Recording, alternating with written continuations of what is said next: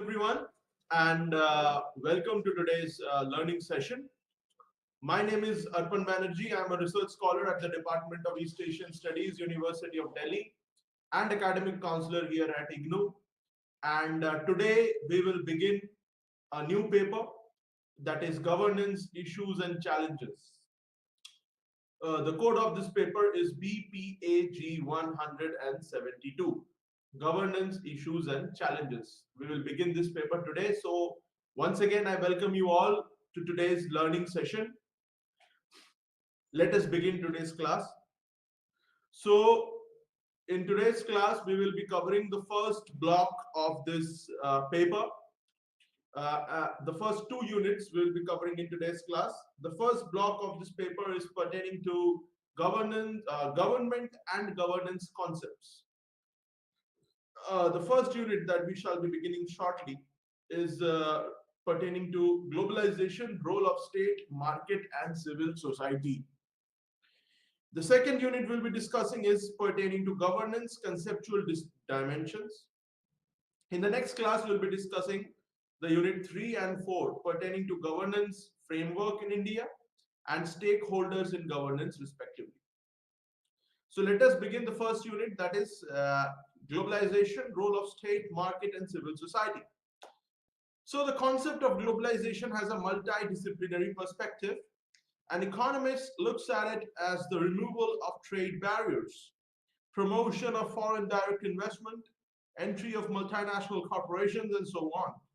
On the other hand, sociologists consider it as multidimensional and to be examined in the framework of complex processes in the realm of economics, politics, culture, and technology. Globalization is resulting in a multiplicity of linkages and interconnections between nation states and societies. It is also a process by which events, decisions, and activities in one part of the globe lead to significant consequences for individuals and communities in quite distant parts of the globe. Globalization has influenced the state, market, and civil society to a great extent.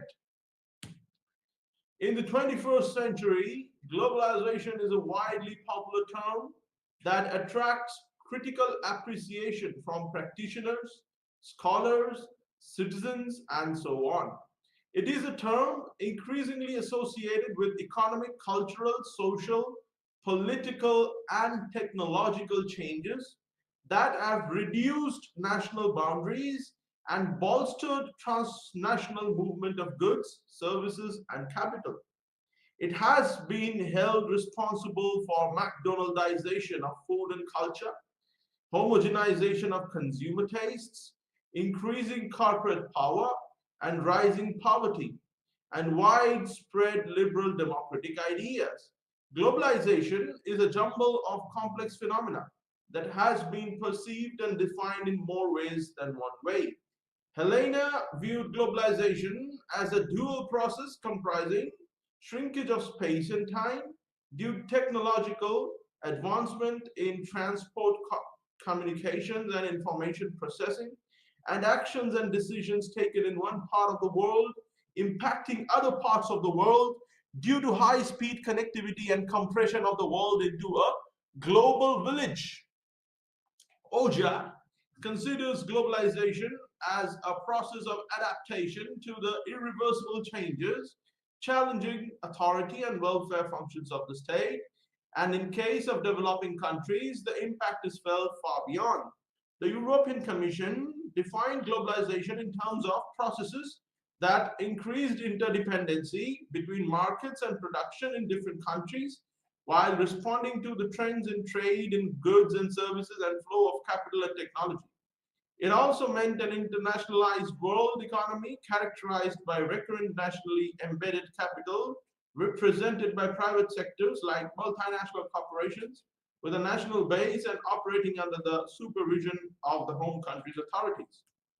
Thompson, dissatisfied with EC's version, redefined globalization as a globalized world economy represented by a noble structure made up of disembedded economic relationships that are independent of national economies, where the principal actors are transnational corporations disembedded from national country. So, in other words, globalization, it referred to economic processes carried out within the predominant neoliberal deregulation regime and concomitant rolling back of the sovereign state control from transnational business practices. There is no consensus on the precise period of genesis of globalization. Nair in 1997 said that globalization started as a regional international market in Europe after the Middle Ages. Globalization spread during imperialism in the 16th century, became reinforced during industrialization, consolidated under British liberalism, gathered intellectual impetus from American statesmen, and intensified in the hegemonic reorganization of the world's economic institutions, mainly General Agreement on Tariffs and Trade, GATT, World Trade Organization, WTO, and the Bretton Woods system. Robertson in 1992 presented an intricate structure of globalization extending over 5 phases. So the first phase, according to Robertson, was between 1400 and 1750, which he said was the germinal phase of globalization, which was marked by the cessation of the Christendom and advent of nationalism in Europe. The second phase was from 1750 to 1875. The incipient phase of globalization was characterized by the creation of nation state and the beginnings of internationalism and universalism in Europe. So from 1875 to 1925 was the take-off phase, when the world came to be conceptualized as one global community. There came to be a global calendar, a World War I happened, mass worldwide migration and inclusion of non-Europeans in the International Club of Nation States also took place. So from 1925 to 1969, the struggle for hegemony phase was observed, and it was typical of the Cold War. Led to the we also saw the formation of the League of Nations, which failed to contain the World War II, and the United Nations as well after the Yalta Conference, which took place in Crimea in 1945 between Joseph Stalin, Winston Churchill, and Franklin Delano Roosevelt. And we also saw later on the emergence of the Third World. So from 1969 to 1992, the uncertainty phase was there, which was described by space exploration, space technology, and acknowledgement of global environmental problems and global mass media. Additionally, certain economic and political developments in the late 1980s and early 1990s acted as catalyst for the rise of globalization. Now, they included the collapse of the Soviet Union and state socialism, breakdown of the Berlin Wall, and triumph of Western economic liberalism, leading to restriction of economics of privatization of state industries, deregulation, and budget cuts. We discussed that in the previous paper as well when we were talking about the Washington Consensus, the rise of the Chicago School of Economics, neoliberal economic policies dominated by the idea of laissez-faire and market fundamentalism. So the neoliberals, or those who are proponents of the Chicago School or Washington Consensus, they said that globalization has made the world flat. This is what Thomas Friedman says. So this is a phenomena which has been observed in the post-Cold War phase. You know, many people like Francis Fukuyama have termed it as the end of history in his book, The End of History and the Last Man in 1992. Before him, Daniel Bell in the 1960s termed it as the end of ideology. So the ideology of neoliberalism, which is in itself a part of capitalism, has emerged as the most preponderant and the most powerful ideological force, especially in the economic sphere. And it is also impacting the social and the political spheres as well.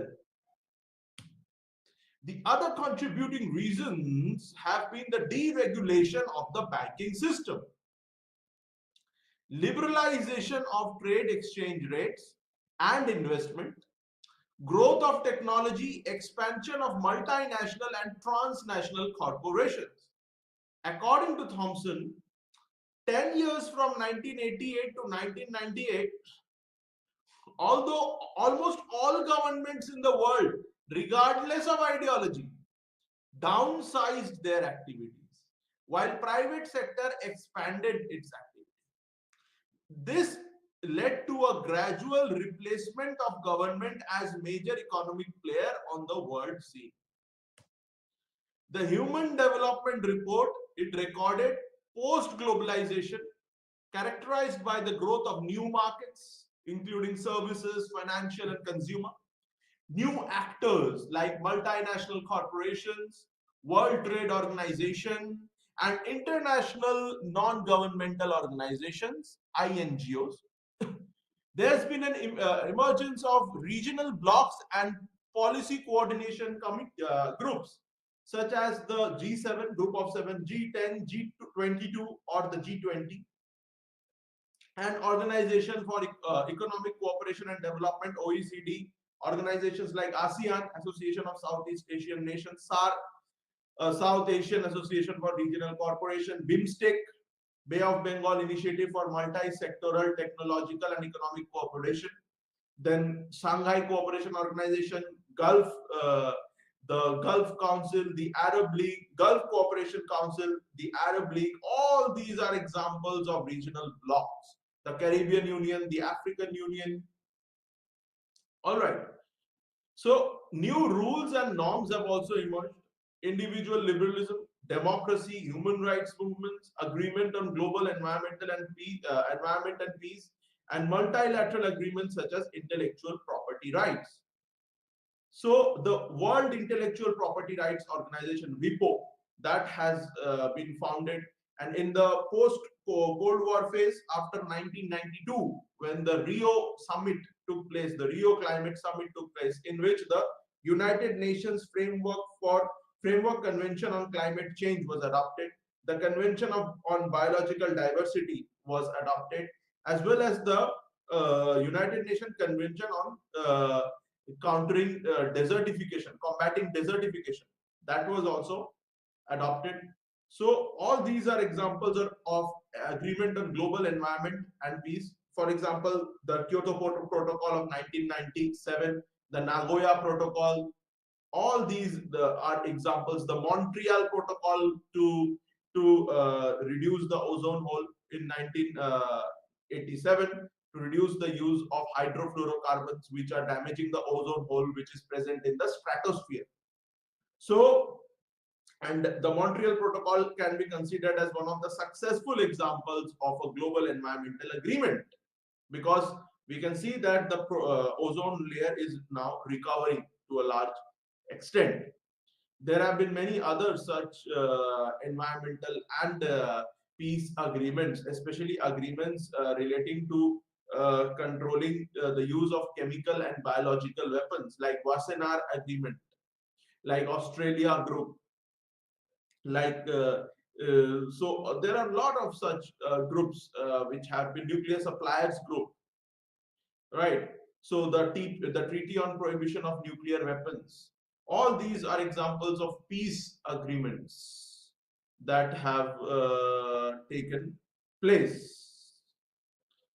So new, quicker, and so if you talk about human rights and democratic movements, then one of the biggest example can be the Arab Spring as well. And also newer and quicker and inexpensive means of communication have also been developed, like internet, cellular phones, fax, computer aided design, and so on.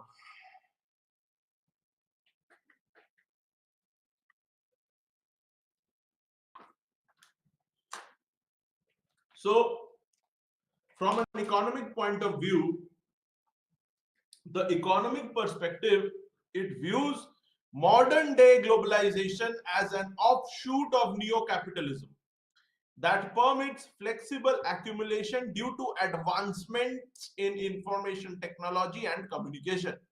It facilitates instantaneous cross-border financial flows and coordination, and hugely reduces spatial barriers. Petras opined that the new episode in global capital expansion and accommodation was the result of political changes and not simply technological changes. That is the failure of socialism in communist countries of Europe and Asia and the simultaneous ascendancy of imperialism and unfettered capitalism. Sclair explained globalization in terms of transnational practices, referring to practices that crossed state boundaries without necessarily originating at the state level. Sclair observed that the global capitalist system chiefly influenced and controlled transnational practices that the global capitalist class conducted business typically from hegemonic nation states. Cassels argued on the contrary. He said that there was no global capitalist class but an integrated global capital network whose movements and variable logic ultimately determine economies and influences societies. This global capital network built upon information technology became the basis for Cassels' network society. Socio-cultural perspective on globalization. The socio-cultural perspective of globalization is best expounded by the works of Anthony Giddens, Robertson, and Waters. Giddens conceived globalization as the product of modernity characterized by a time-space distanciation process that lifted out social relations from local contexts while reconstructing them temporally and spatially indefinitely. It was discernible through an increasing network of social relations, linking distant localities in such a way that local happenings were shaped by events many miles away and vice versa. So Robertson in 1992 conceptualized globalization as encapsulating dual processes of compression of world and intensification of consciousness of the world as a whole. Walters in 1995 illustrated globalization as a social process, making territorial constraints irrelevant over time and increasing awareness among people regarding the receding relevance of geographical constraints. Interestingly, globalization has also been considered as a cultural fact. Waters believed that globalization actually belonged to the sphere of culture rather than economics or politics. Waters' radical perspective projected globalization as a process composed of relationships negotiated through symbols representing values, preferences, and tastes. It was not simply about relationships dealing with economic matters and political power exchanges. It is about growing dematerialization commodities, consumer sovereignty, as well as compressed, individualized, integrated, and diffused technological innovation. Globalization and the state. So, globalization is as much a political fact as it is an economic fact.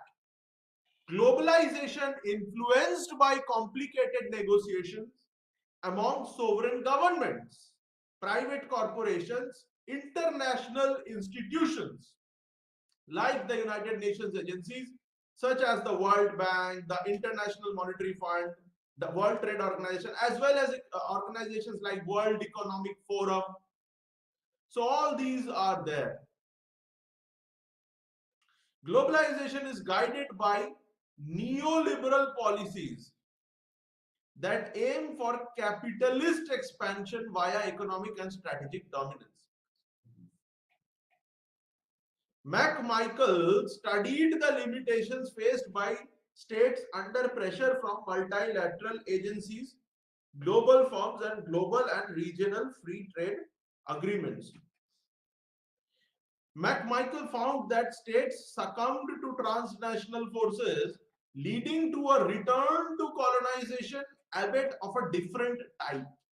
The globalization effect has often been viewed as rollback of the state and takeover of many of its economic functions by the market. It has been argued that shrinkage of the state is directly proportional to the enlargement of the market.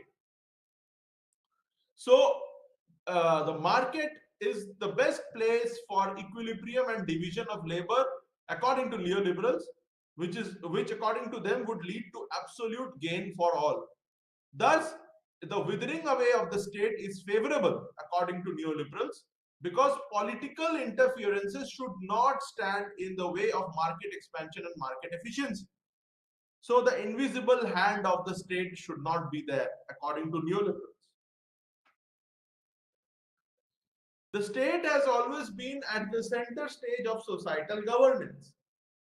The onset of globalization globally brought about transformation of the state. In view of some, though it did not result in a decline of autonomy of the state, but changed its complexion from welfare state to competition state that favors deregulation and privatization, irrespective of the local political and administrative cultures. The public sphere and the space for citizen involvement seem to be shrinking with the role of the state becoming corporate in nature. There is marketization of administration as well. Dismantling of large bureaucratic structures is taking place.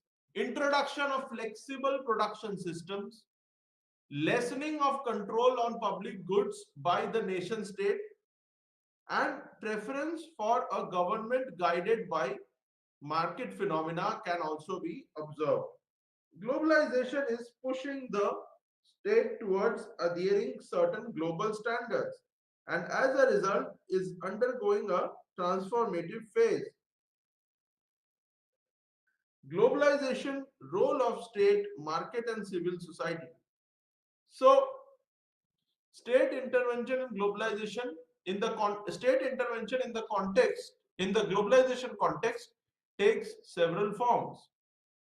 Bhaduri and Nayyar have identified three types of interventions: functional, institutional, and strategic. Functional interventions seek to remedy market failures. Institutional interventions seek to govern the market by setting rules of games for market players, while strategic interventions seek to guide the market. Nevertheless, the role of the state remains indisputable to the functioning of the market. This is because every market operates under some political authority which provides the rule for market operation. The state lays down uh, regulations ranging from constitutional and legal framework for market operations, legislation on property rights to public investment in social and economic infrastructure.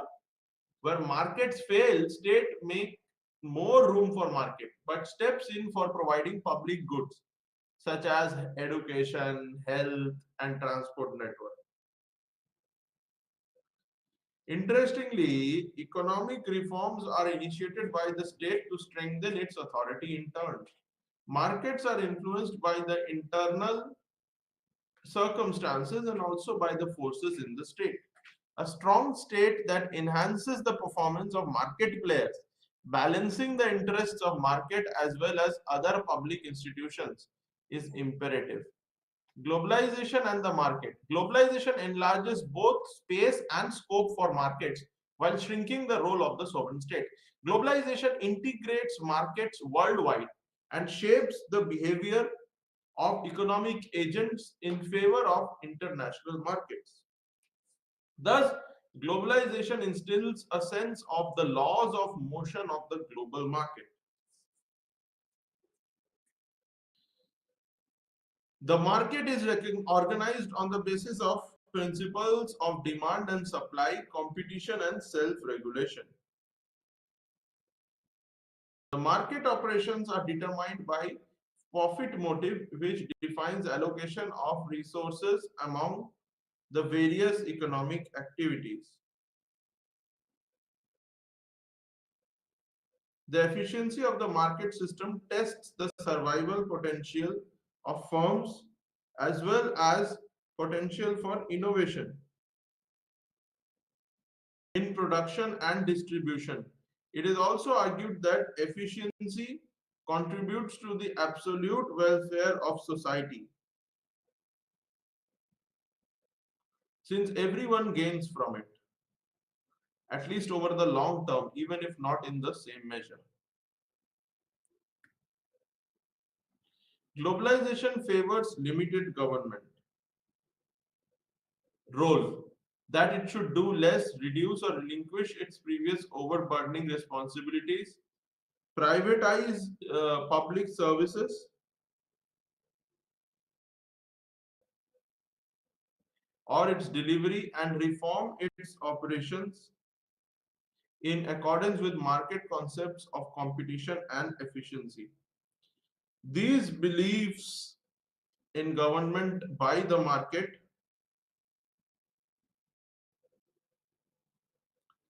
rests upon the premise that market system is a better way of satisfying human wants and aspirations than the government.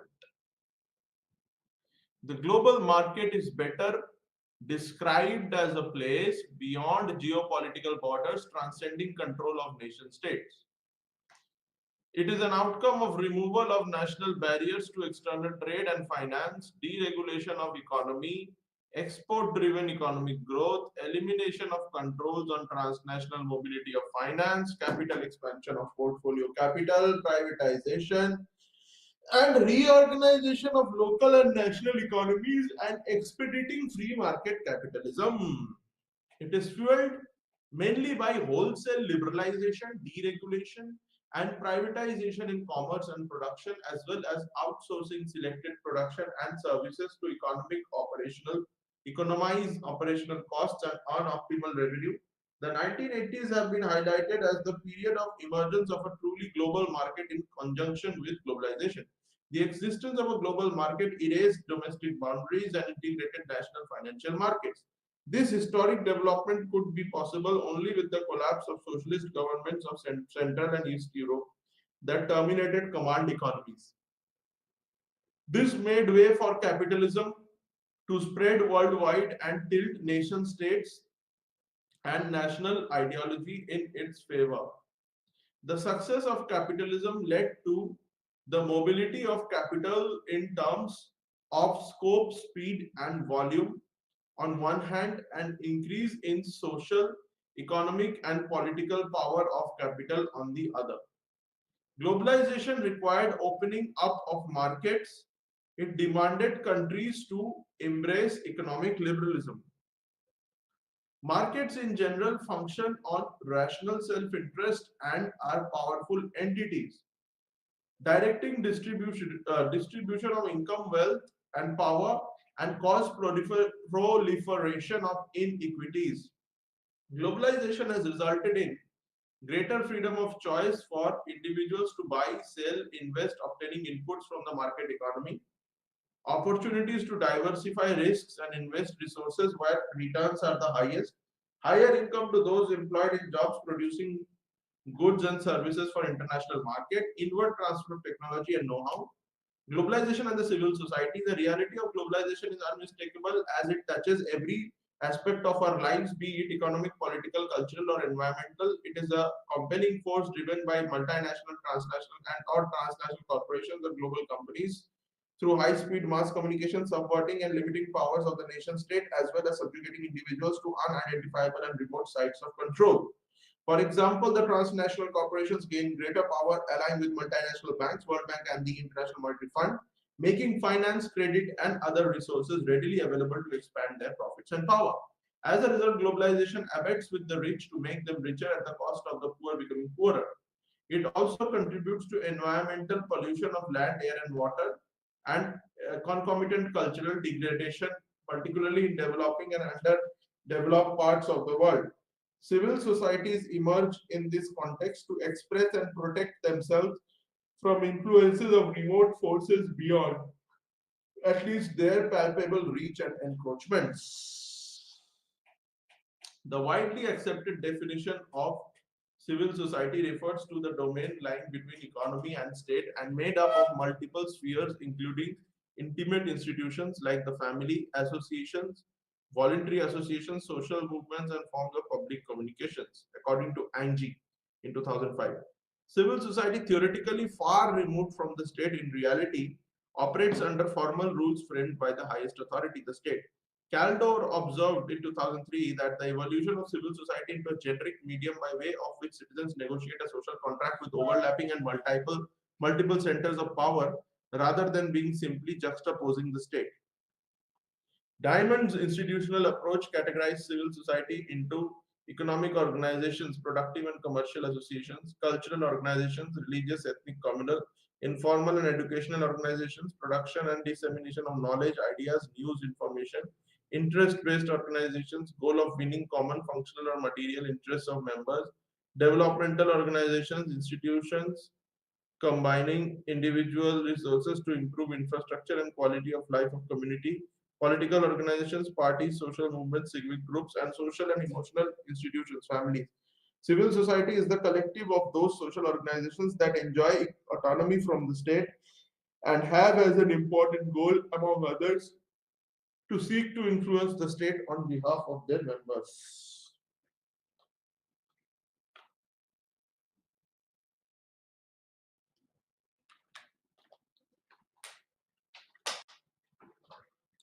Civil society organizations are networks of groups formed for pursuing special interests and include all local and external financial, private, charitable, social, service, developmental, and professional organizations, according to Blair 1993. Civil society very often has been treated akin to non-governmental organizations. Non-governmental organizations are a part of civil society receiving greatest visibility as they engage in environmental and social issues. An important phenomena in the context of non-governmental organizations has been the genesis of global civil society. It may be understood as the convergence of local NGOs at the global level, agitating in pursuit of common goals and overcome the spatial separations by engaging in aggregated networks expanded over wide geographical areas. Keane defined global civil society as a vast assemblage of groups operating across borders and beyond the reach of governments. Global civil society comprising a heterogeneous mix of non-profits, businesses, social movements, tourists, academics, artists, cultural performers, ethnic and linguistic groups, and more. Keane described it as a developing and inclusive society of societies, governed by rules and norms of conduct. It may be understood as the convergence of local NGOs at the global level, agitating in pursuit of common goals and overcome the special separations by engaging in aggregated networks expanded over wide geographical areas. Keane identified global civil society as the vast assemblage of groups operating across borders and beyond the reach of governments. Global civil society comprising a heterogeneous mix of non-profit organizations, businesses, social movements, tourists, academics, artists, cultural performers, ethnic and linguistic groups, and more. Keane described it as a developing and inclusive society of societies, governed by rules and norms of conduct. The state and market are generally considered as sources of remote decisions that might not have much of an impact on the lives of community. While the civil society provides a civic identity, which is distinct, belongs to various groups of citizens, and acts as a mediating link between the state and market. Whether it is protection of environment or human rights, support for education or promotion of women, ethnic or religious, globalization provides cause for growth of global civil society. These fighting for aforementioned causes represent what Fogg called globalization from below.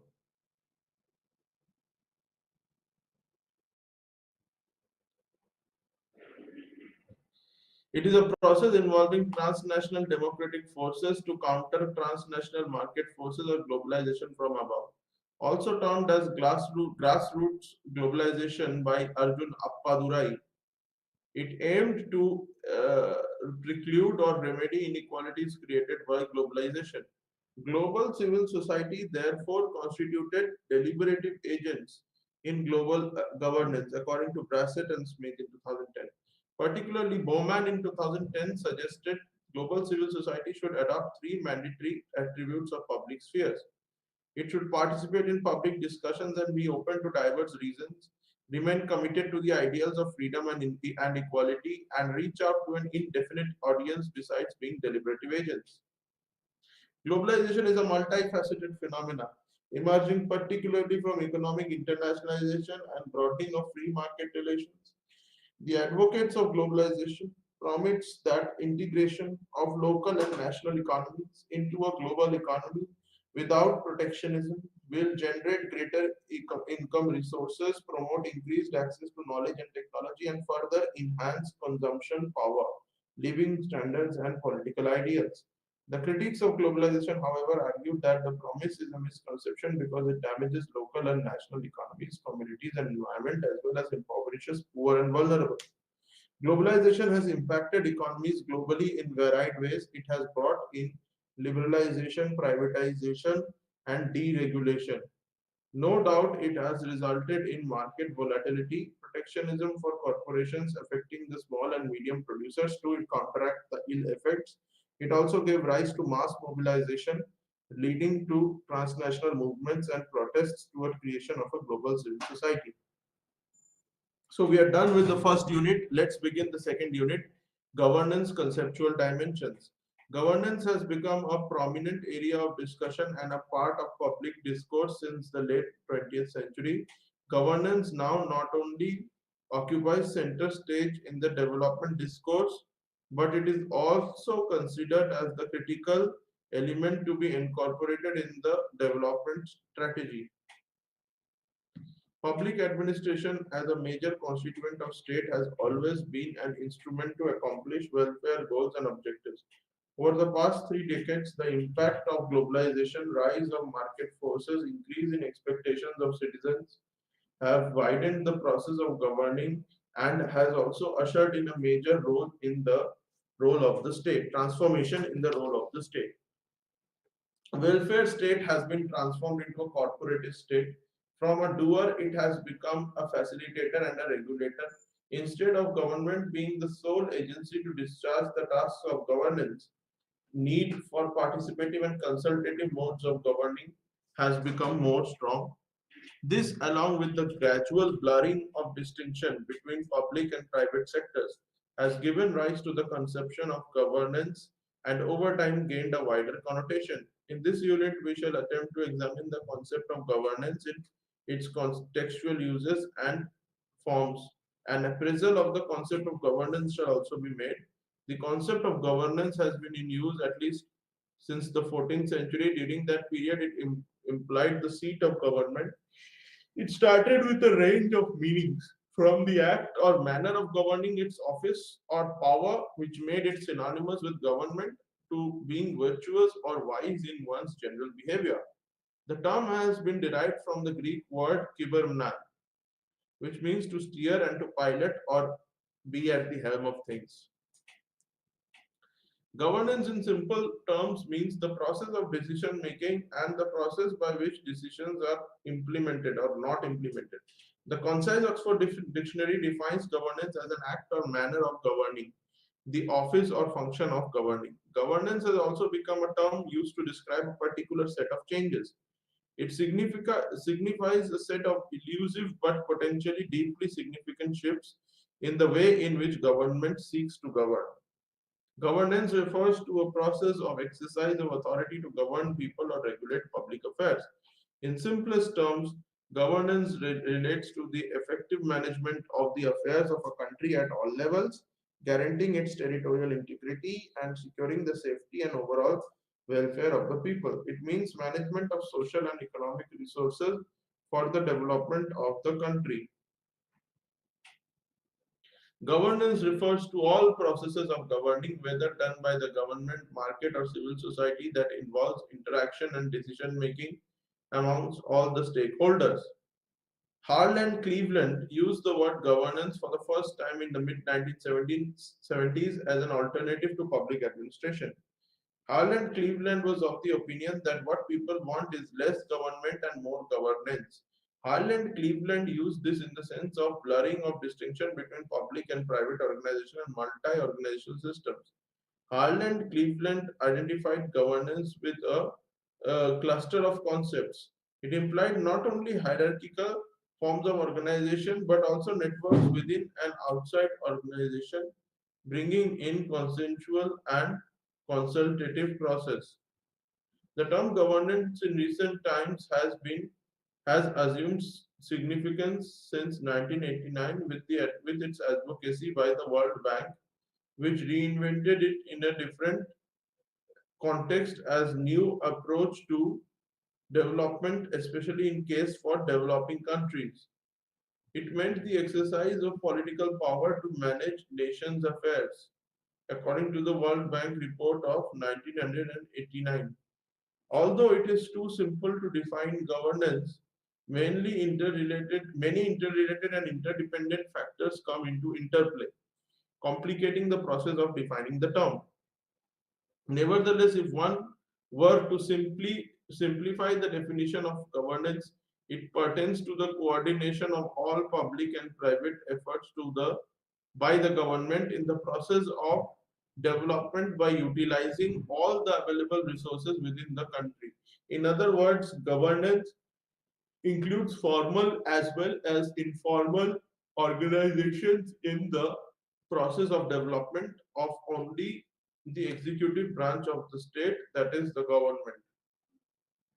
Governance introduces the private sector, the civil society, including local government systems, as participants in the process of governing and their direct involvement in areas it hereto kept exclusively in the public domain.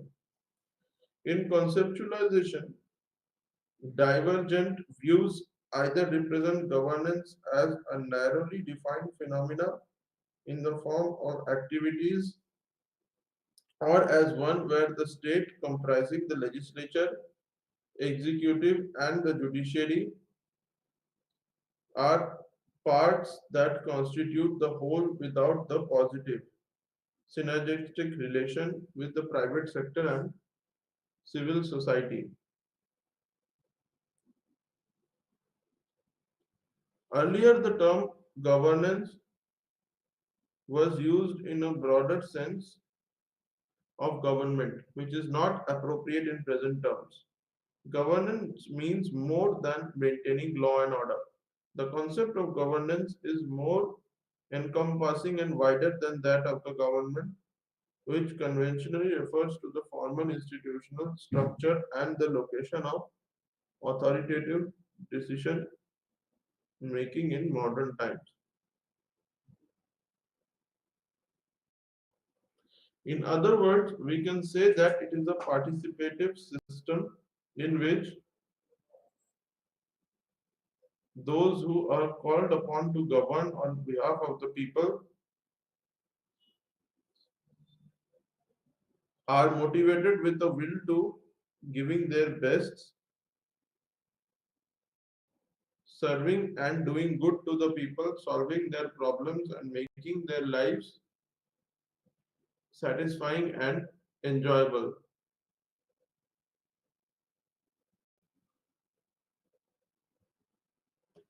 The concept of governance received added importance in the late 80s and early 90s in the hands of multilateral and bilateral aid giving agencies. These agencies used governance as a precondition for providing aid, especially to the developing countries for carrying out economic and political reforms.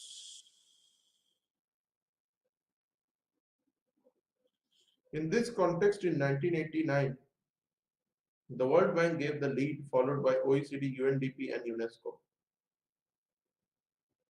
World Bank, the first official usage of the contemporary notion of governance was put forward by the World Bank in 1989.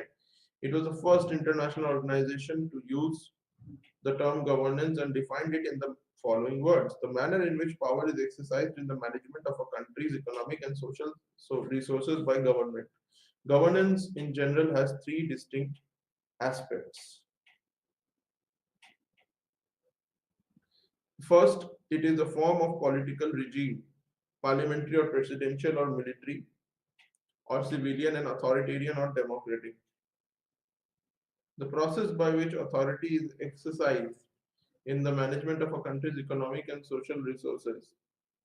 The capacity of governments to design, formulate, and implement policies and in general to discharge governmental functions. The terms usually describe conditions in a country as a whole. The Organization for Economic Cooperation and Development.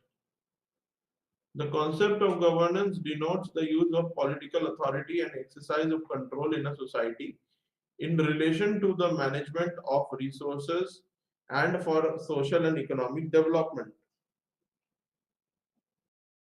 The Organization for Economic Cooperation and Development lays down the key components of governance as follows: legitimacy of government, accountability of political and official elements of government, competence of governments to make policy and deliver services, and respect for human rights and the rule of law. United Nations Development Programme has viewed governance as the exercise of economic, political, and administrative authority to manage a nation's affairs at all levels. It is the complex mechanisms, processes, and institutions through which citizens and groups articulate their interests, exercise their legal rights and obligations, and mediate their differences. UNDP has laid down the following characteristics of good governance, that is, participation, rule of law, transparency, responsiveness, consensus orientation, equity, effectiveness and efficiency, accountability, and strategic vision. United Nations Educational, Scientific, and Cultural Organization, UNESCO, defines governance as a process whereby citizens' needs and interests are articulated for the positive social and economic development of the entire society and in the light of a perceived common good. Governance means more than government. It refers to a political process that encompasses the whole society and contributes to the making of citizens active contributors to the social contract that binds them together. Their sense of political efficacy is one of the indicators of democratic governance. Governance as the minimal state, in this sense, governance redefines the extent and form of public intervention, the use of markets and quasi-markets to deliver public services. In the UK, the size of government was reduced due to privatization and reduction in the size of civil service. However, public expenditure remained constant, roughly constant as a proportion of gross domestic product. Public employment fell only uh, slightly in local government, and the National Health Service and regulation replaced ownership as the preferred form of intervention, with the government creating 10 major regulatory bodies. Governance as corporate governance. This relates to governing of public and private enterprises. In this context, governance refers to the system by which organizations are directed and controlled. Thus, the role of governance is not only concerned with running the business of the company per se, but also with giving overall directions to the enterprise, with overseeing and controlling the executive actions of management and ensuring adequate accountability and regulatory framework. Governance is new public management (NPM) In its third sense, governance is related to the new public management, which aims at making public administration market-based, committed to the three prime goals of efficiency, economy, and effectiveness. New public management has emerged as a major manifestation of competition state approach. Focus is basically on changes in the structure and process of government. New public management initially had two meanings. In its first meaning, it means managerialism, that is, introducing private sector management methods to the public sector. In its second sense, it refers to new institutional economics, that is, introducing market competition into public service provision. This new paradigm, which gained wider usage with varied level, re-engineering, quality management, and performance management. New public management and entrepreneurial government share a concern with competition, markets, customers, and outcomes. Governance calls for more steering, providing impetus to other forces rather than rowing. The emphasis has thus been placed on enabling rather than providing. Governance as good governance. The use of governance became popular after World Bank 1992 popularized the phrase good governance. For the World Bank, governance is the exercise of political power and manage nations' affairs. The World Bank came to realize that good governance is central to creating and sustaining an environment which fosters strong and equitable development, and it is an essential complement to sound economic policies. Good governance is an attempt to widen the scope of public administration by going beyond formal government. In other words, it is a broad reform strategy to make the government more open, responsive, accountable, and democratic. Regulate the private sector and strengthen the institutions of civil society. It is the qualitative dimension of governance. It is a combination of the efficiency concerns of public management and accountability concerns of governance. It underlies the basic features of good governance as voice and accountability, which include civil liberties and political stability.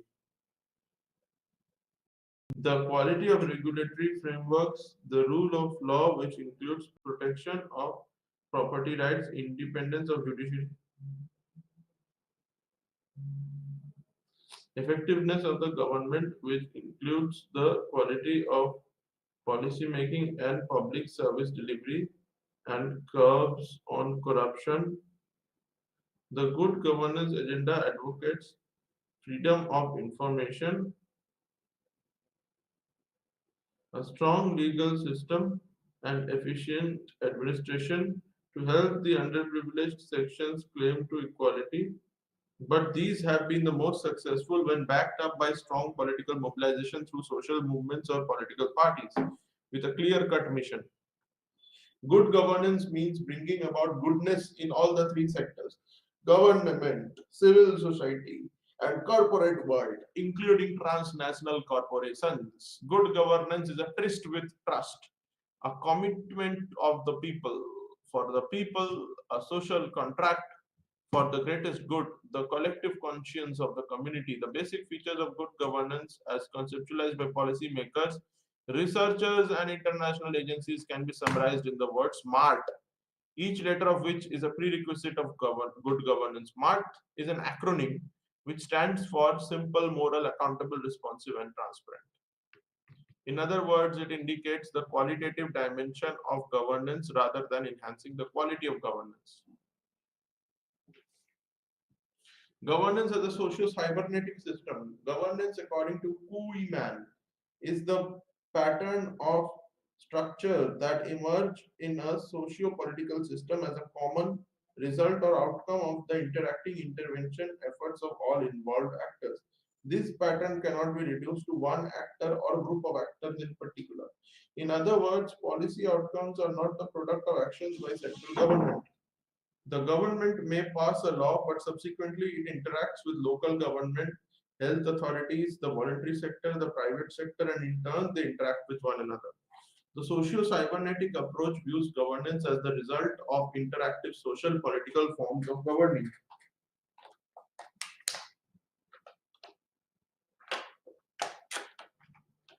The approach highlights the limits to governing by a central actor and claims there is no longer a single sovereign authority.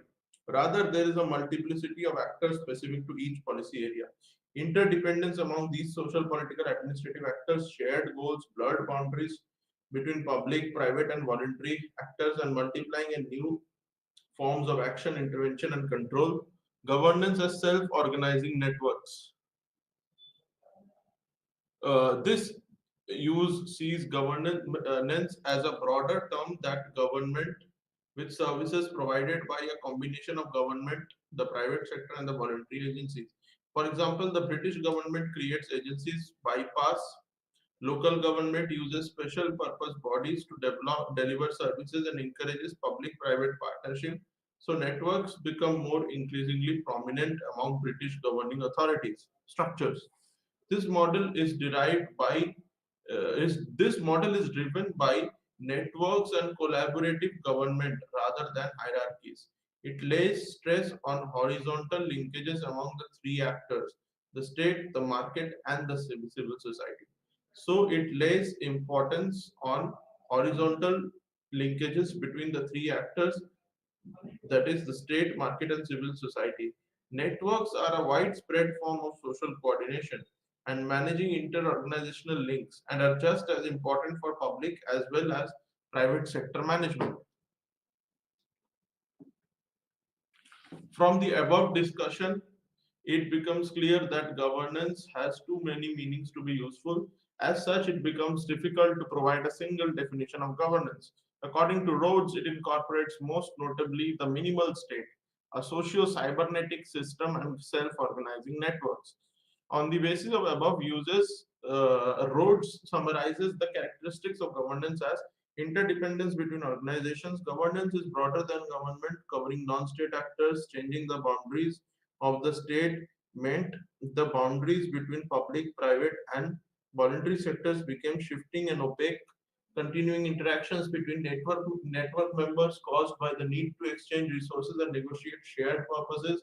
Game-like interactions rooted in trust and regulated by rules of the game, negotiated and agreed by participants. A significant degree of autonomy from the state. Networks are not accountable to the state, they are self-organizing. Although the state does not occupy a sovereign position, it can indirectly and imperfectly steer networks.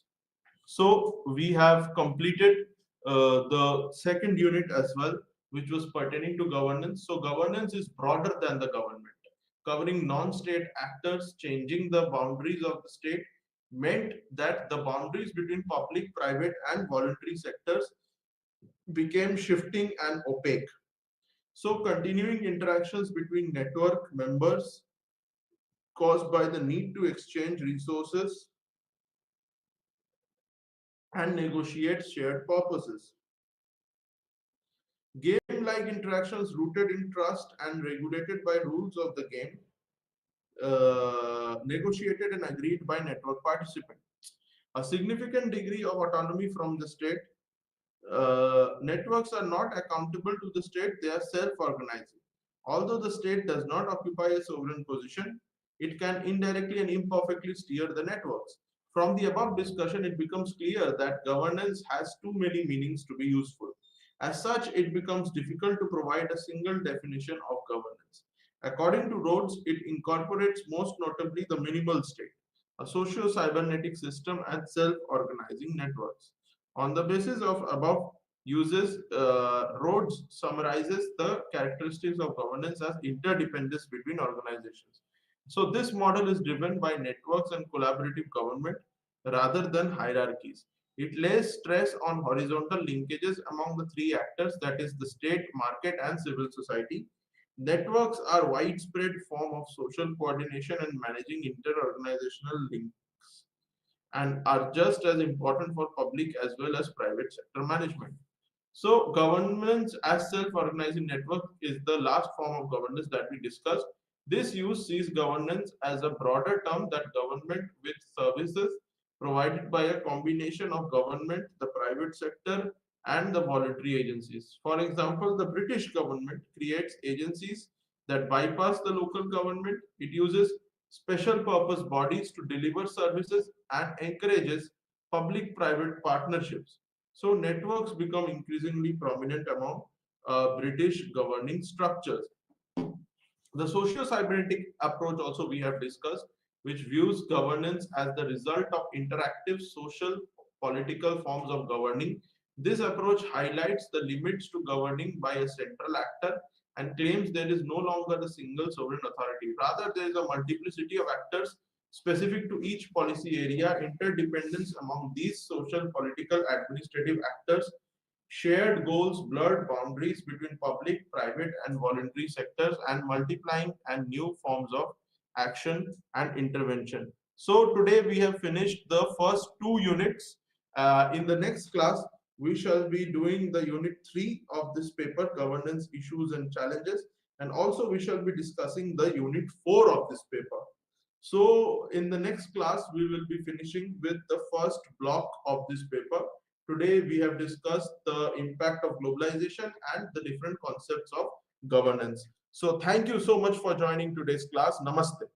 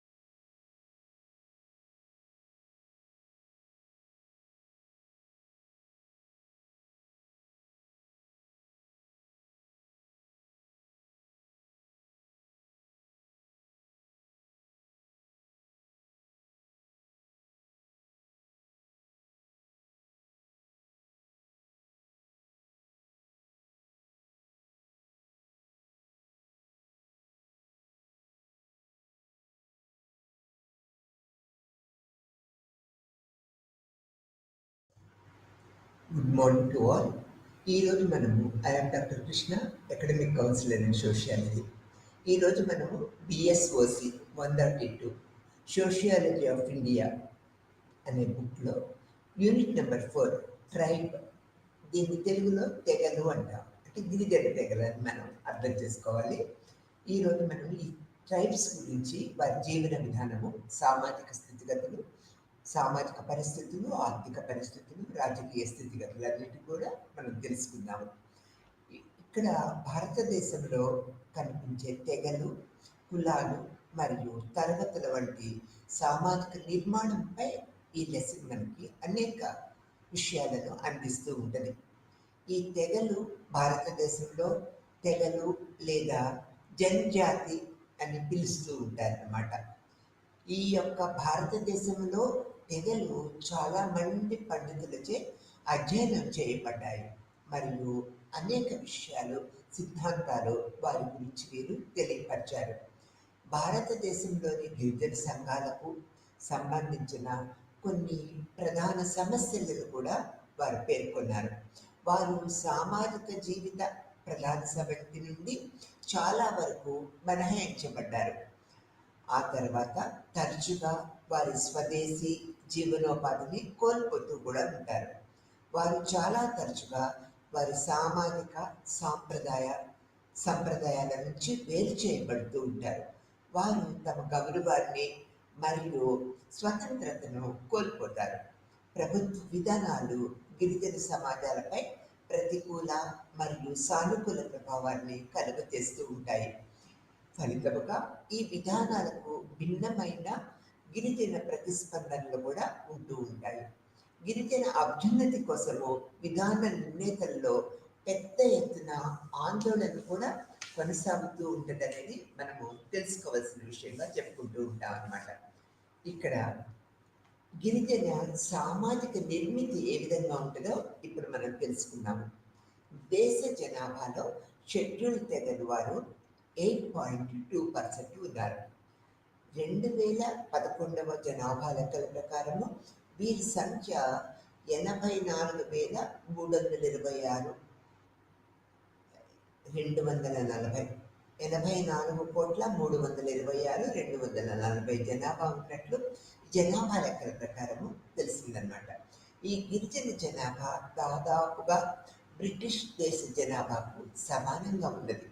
ప్రస్తుత Africa తర్వాత గిరిజన జనాభాలో ఎక్కువగా ఉన్న ప్రదేశాలను మనము ఇండియాలో అనేక ప్రదేశాల్లో ఈ గిరిజనులు ఉన్నారు, నివసిస్తూ ముందుకు సాగుతూ ఉన్నారు అనేది మనకు తెలుసు. భారతదేశంలో ప్రపంచంలోనే 2వ స్థానంలో ఉన్నదన్నమాట ఈ జనాభా పరంగా. గిరిజనులు మన దేశంలో అంతటా విస్తరించి ఉన్నారు. డిఎన్ మజుందార్ ప్రకారము తెగ అంటే ఒకే పేరు గల కుటుంబ సమూహాలు, ఒకే ప్రదేశంలో నివసించేవారు, ఒకే భాష మాట్లాడేవారు, వివాహము, వృత్తి విషయాలలో కొన్ని నిషేధాలను పాటించేవారు, పరస్పరమైన బాధ్యత, అన్యోన్యత గురించి ఖచ్చితంగా అంచనా వేసే వ్యవస్థ కలవారుగా ఈ యొక్క డిఎన్ మజుందార్ తన అభిప్రాయాన్ని తెలియపరిచారు. గిరిజన సామాజిక నిర్మితికి ఆకృతినిచ్చే తెగలకు సంబంధించిన ప్రధాన లక్షణాలు కూడా మనము క్లుప్తంగా తెలుసుకుందాము. ఒకే ప్రదేశం. తెగ ఒక ప్రాదేశిక సముదాయము. తెగకు చెందిన సభ్యులు ఒక నిర్దిష్ట ప్రదేశంలో నివసిస్తూ ఉంటారు.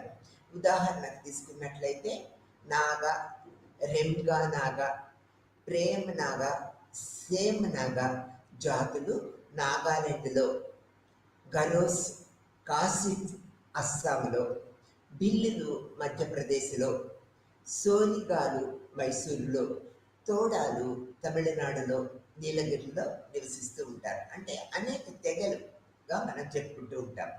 ఒక ప్రదేశము లేదా నివాస స్థలము లేని ఎడల తెగలు తమ ప్రత్యేకతను కోల్పోతారు. కాబట్టి ఒకే ప్రదేశంలో వీరు జీవన విధానాన్ని కొనసాగిస్తూ ఉంటారనేది మనం ఇక్కడ ప్రముఖంగా చెప్పుకోవచ్చు. కుటుంబ సమూహము. తెగలపై నిర్వచనాన్ని గమనిస్తే తెగలు కుటుంబాల సమూహము అని విస్తృతమవుతూ ఉంటుంది మనకి. ఈ సమూహాలు వివిధ పరిమాణాల్లో ఉంటూ ఉంటాయి. ఈ కుటుంబాల మధ్య రక్త సంబంధము సాధారణముగా మాతృ లేదా పితృస్వామ్య పరంగా ఉంటూ ఉంటాయి. ఇవి కుటుంబ సమూహం యొక్క లక్షణాలు. ఆ తర్వాత ఒకే పేరు. ప్రతి తెగకు ఒక సొంత పేరు ఉంటుంది. ఈ ప్రత్యేక పేరుతోనే ఆ తెగ ఇతర తెగల దగ్గరగా గుర్తింపు పొందుతూ ఉంటుంది.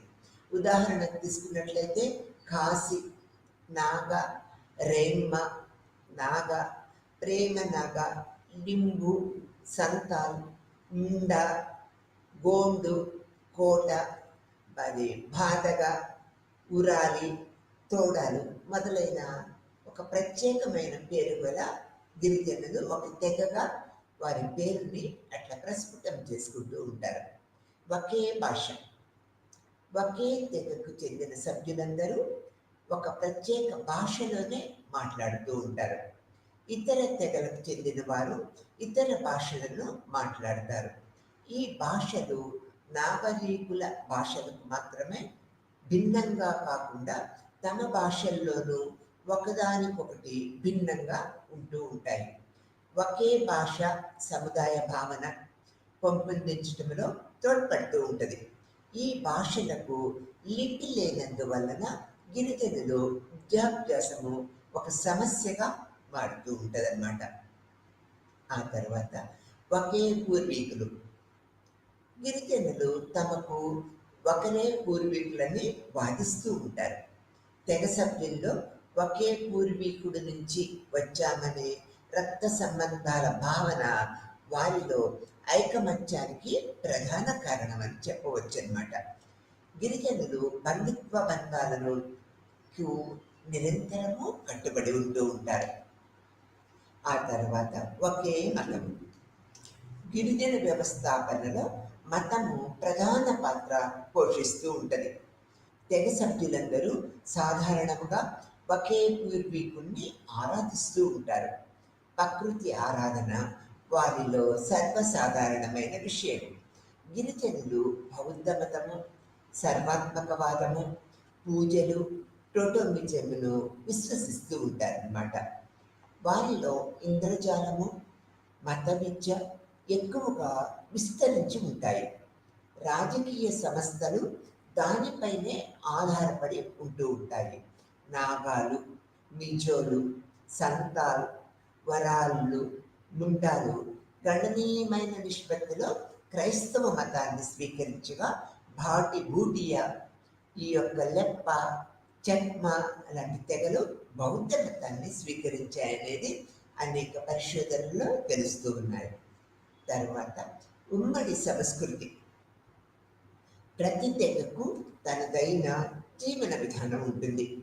దానితో పాటు తనకంటూ ప్రవర్తించే, ఆలోచించే, భావాలను వ్యక్తపరిచే సొంత విధానం కూడా ఉంటుంది.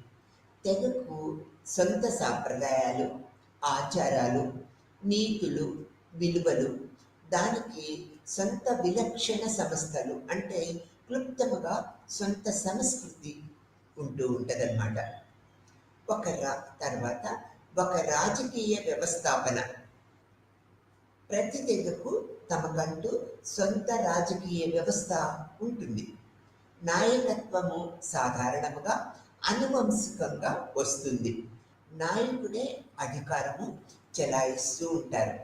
కావున అతనికి గిరిజన సమాజంలో ప్రధానమైన స్థానము ఉంటుంది.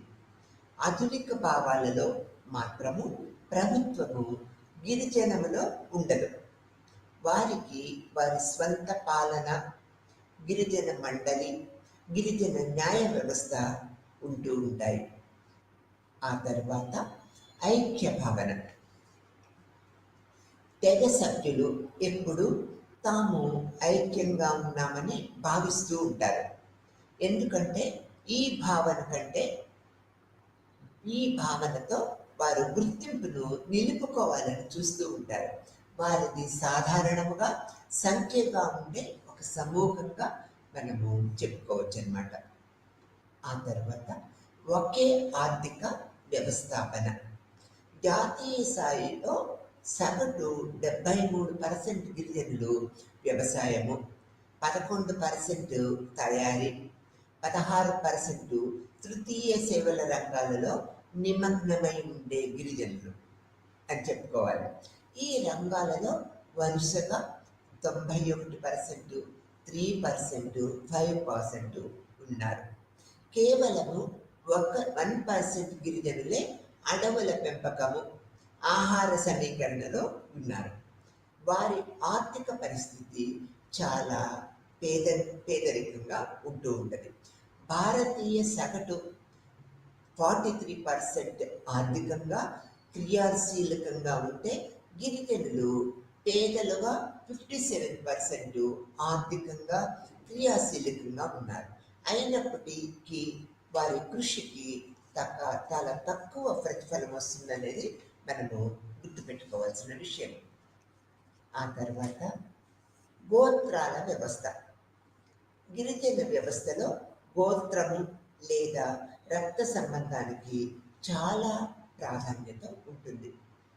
గోత్రానికి చెందిన వారిలో తల్లి లేదా తండ్రికి చెందిన అందరూ బంధువులు. ఒకే పూర్వీకుల పిల్లలందరూ అనుకుంటూ ఉంటారు. ఒకే గోత్రానికి చెందిన వంశజులు మాతృ లేదా పితృవంశీయులై ఉంటూ ఉంటారు. గిరిజన సమాజాల్లో ఎన్నో గోత్రాలు ఉంటూ ఉంటాయి. వివిధ గోత్రాలు సభ్యుల మధ్య పరస్పర సహకారము నిరంతరము కొనసాగుతూ ఉంటుంది. ఆ తర్వాత విశిష్ట శయన స్థలం. గిరిజన సముదాయాల్లో విశిష్ట శయనాగారాలు ఉంటూ ఉంటాయి. ఇక్కడ యువతకు గిరిజన జీవన విధానంలో శిక్షణ ఇస్తూ ఉంటారు. ఈ కేంద్రాలే గిరిజన ఇతిహాసము, సంగీతము, నృత్యము, చిత్రలేఖనము మొదలైన వాటిని సంరక్షిస్తూ ఉంటారు. రాత్రుల్లోని ఎక్కువ సమయాన్ని ఇక్కడ యుక్త వయసు పిల్లలు గడుపుతూ ఉంటారు, శిక్షణ తీసుకుంటూ ఉంటారు. సముదాయ రక్షణ బాధ్యత కూడా ఈ యొక్క గిరిజన యువకులపైనే ఏర్పరచబడి ఉంటుంది. తర్వాత సరళత, స్వయం సమృద్ధి. గిరిజన సమాజము సరళంగా ఉంటుంది.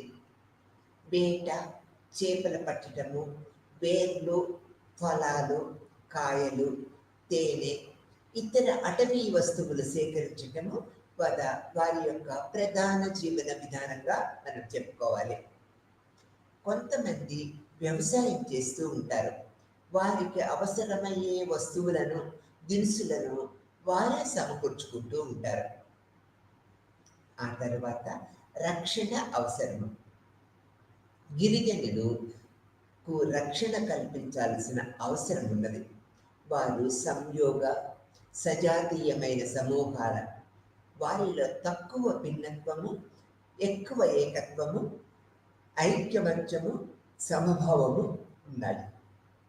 నాగరికులు గిరిజనుల మధ్యనున్న జాతి, రాజకీయ, మత, ఇతర దురభిమానాల వలన ఉన్న అపనమ్మకాల వల్ల గిరిజనులు రక్షణ లేనట్లుగా భావిస్తూ ఉంటారు. అందుకే వారు రక్షణ పొందాలనే భావనతో నిరంతరము ఉంటూ ఉంటారు అనేది ఈ యొక్క గిరిజన లక్షణాలలో మనం తెలుసుకుంటూ ఉంటాం. ఆ తర్వాత ఈ యొక్క సామాజిక నిర్మిత లక్షణాలు ఏ విధంగా ఉంటాయంటే, బంధుత్వ సామాజిక బంధాలకు పరికరం వంటిది. మనుషుల్లో, సమూహాలలో గోత్రము, వంశానుక్రమము, పటిష్ట అంతస్తు, ప్రత్యేకతలు గిరిజన వ్యవస్థలో మనము చూడమన్నమాట. బలమైన, సంక్లిష్టమైన అధికార సంస్థలు లేకపోవటము, భూకమతాలపై సముదాయక యాజమాన్యము లేకపోవటము, విభాజన లక్షణము కలిగి ఉండటము, మిగులు రాశి, ధన వినియోగము, విపణి వర్తకంపై తక్కువ విలువాసక్తి కలిగి ఉండటము, మతము రూపు పదార్థాలలో విలక్షణత లేకపోవటము, జీవితము ఆనందంగా గడపడానికి ఉన్న ప్రత్యేకమైన మానసిక యొక్క స్థితిని కలిగి ఉండడం. ఇవన్నీ గిరిజన సామాజిక నిర్మిత లక్షణాలుగా మనం చెప్పుకోవచ్చు. ఆ తర్వాత భౌగోళిక, జాతి, భాషాపరమైన లక్షణాలు ఏ విధంగా ఉంటాయో మనం ఇప్పుడు తెలుసుకుందాం. బికే రాయ్ బర్మాన్ గారు గిరిజన సముదాయాల్లో వారి చారిత్రక, జాతి, సామాజిక, సాంస్కృతిక సంబంధాలను పరిగణనలోకి తీసుకొని ఐదు ఐదు ప్రాంతీయ సమూహాలుగా వారిని విభజించారు. అస్సాం, అరుణాచల్ ప్రదేశ్, నాగాలాండ్, మణిపూర్, త్రిపురతో కూడిన ఈశాన్య భారతం. ఉత్తర ఆగ్నేయ భారతదేశంలో పర్వత జిల్లాలు, ఉత్తరప్రదేశ్, హిమాచల ప్రదేశ్లను కలిగి ఉన్న ఉప హిమాలయ ప్రాంతం.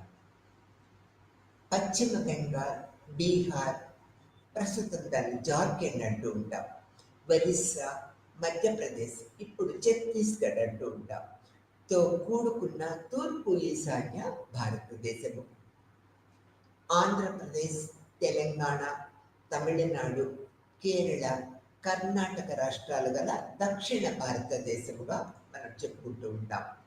రాజస్థాన్, గుజరాత్, మహారాష్ట్ర గల పశ్చిమ భారతదేశము. ఈ యొక్క బికే రాయ్ బర్మాన్ గారు భౌగోళికంగా, జాతి, భాషాపరమైన లక్షణాలతో గిరిజన సమూహాలు ఇట్లా 4 భాగాలుగా భారతదేశంలో ఏ ఏ రాష్ట్రాల్లో ఉన్నారనేది వారు మనకు తెలియపరిచారు. ఆ తర్వాత భారతీయ గిరిజన నిర్మితిలో జాతి లక్షణాలు, భాషా అనుబంధాలు చాలా ప్రధానమైన అంశాలు. జాతి లక్షణాల ఆధారంగా గుహ వారి 3 జాతులకు చెందిన వారుగా పరిగణించబడుతూ ఉంటారు. ప్రోటో ఆస్ట్రాయలిడ్స్. ఈ సమూహము నల్లని శరీర ఛాయ, ముక్కు మొదలు కొంచెం అణిగి ఉండటము, చిన్న నిధులను కలిగి ఉండటము. ఈ యొక్క లక్షణాలు గోండ్ మధ్యప్రదేశ్, మూండా చోటా నాగపూర్, బీహార్ అనే గిరిజన జాతుల్లో మనకి కనిపిస్తూ ఉంటాయన్నమాట. తర్వాత మంగోలాయిడ్స్. ఈ సమూహం వారు లేత గోధుమ రంగు శరీర ఛాయ, వెడల్పైన తల, ముఖము, చిన్న ముక్కు, ఏటవారు కళ్ళు, పై కనురెప్పలపై మడతతో ఉంటూ ఉంటారు. ఈ లక్షణాలు మధ్య హిమాలయాలు, అరుణాచల్ ప్రదేశ్, నాగాలాండ్, మేఘాలయలో ఈ యొక్క గిరిజనులను ఈ శరీరాకృతితో మనం చూస్తూ ఉంటాం. తర్వాత నిగ్రోట్రో. వీరి శరీర ఛాయ నల్లగా ఉంటుంది, కానీ నీలంగా మనకు అనిపిస్తూ ఉంటుంది. గుండ్రని తల, వెడల్పాటి ముక్కు, తల వెంట్రుకలు చుట్టలు తిరిగి ఉంటూ ఉంటాయి. ఈ లక్షణాలు కేరళ, చిన్న అండమాన్ దీవుల్లో వీరు ఎక్కువగా మనకు కనిపిస్తూ ఉంటారు. ఒక తాజా అంచనా ప్రకారము గిరిజనులు 105 విభిన్న భాషలు, 225 ఉపభాషలు మాట్లాడుతూ ఉంటారు. దీనివల్ల భాషాపరంగా చాలా క్లిష్టత ఉంటూ ఉంటుంది. వారు వాడే భాషను ప్రధానంగా 4 భాషాపరమైన కుటుంబాలుగా వర్గీకరించవచ్చు. మొదటిది ఆస్ట్రో ఆసియాటిక్ కుటుంబం. ఈ ఖైమర్, మూండా అనేది ఈ కుటుంబాలలోని శాఖలు. మొదటి శాఖ భాషను ఖాసీ, నికోబారీలు మాట్లాడుతూ ఉంటారు. రెండో శాఖ మూండా భాషను సంతాలీలు, గోండీలు, ఖరియాలు మాట్లాడుతూ ఉంటారు. ఆ తర్వాత టిబెటో చైనీస్ కుటుంబం. ఈ యొక్క చైనీస్, టిబెటో బర్మన్ అనేవి ఇందులోని ఉప కుటుంబాలు. ఉత్తర ఈశాన్య భారత సరిహద్దుల్లో ఉండే ఖాంగ్టీ ఉపకుటుంబము ఈ యొక్క చైనీస్కు చెందినవి. టిబెటో బర్మన్ ఉపకుటుంబము మరికొన్ని ఉపకుటుంబాలుగా విభజించబడింది.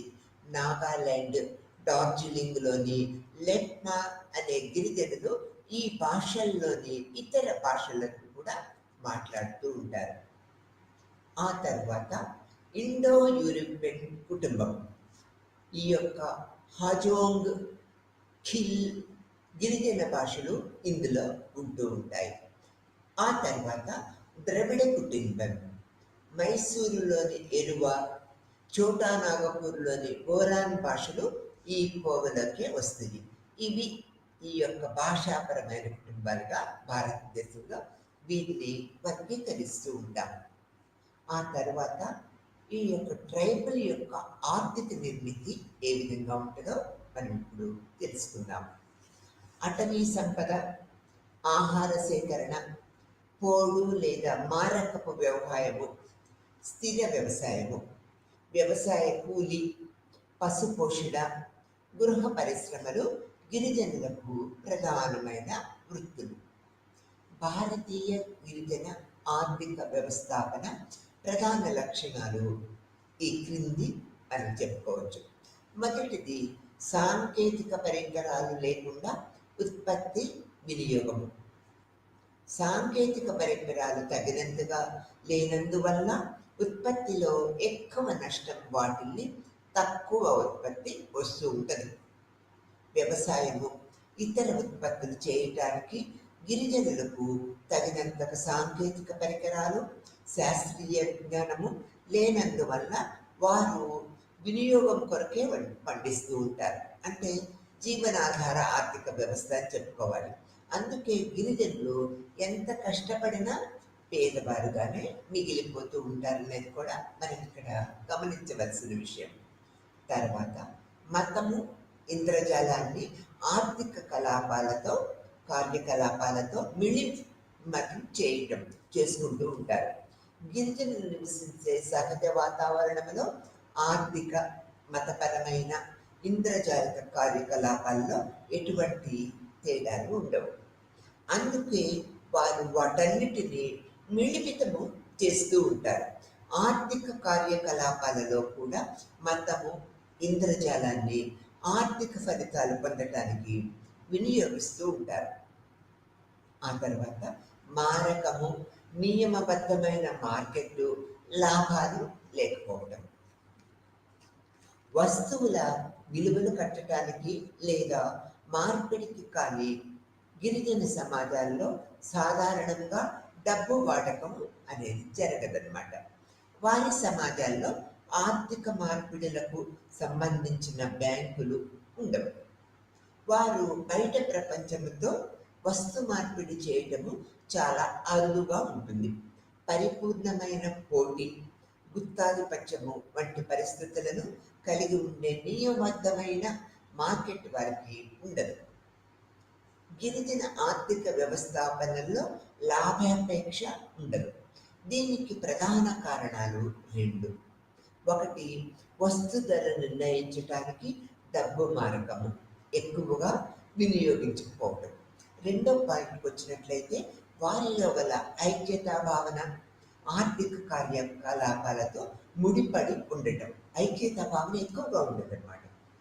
ఆ తర్వాత సముదాయిక ప్రతిపాదన.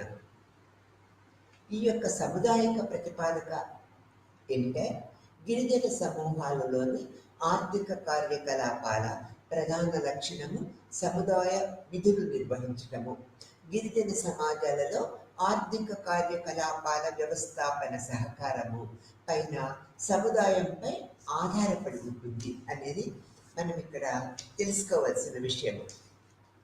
ఆ తర్వాత ప్రత్యేక నిపుణులు లేకపోవటము.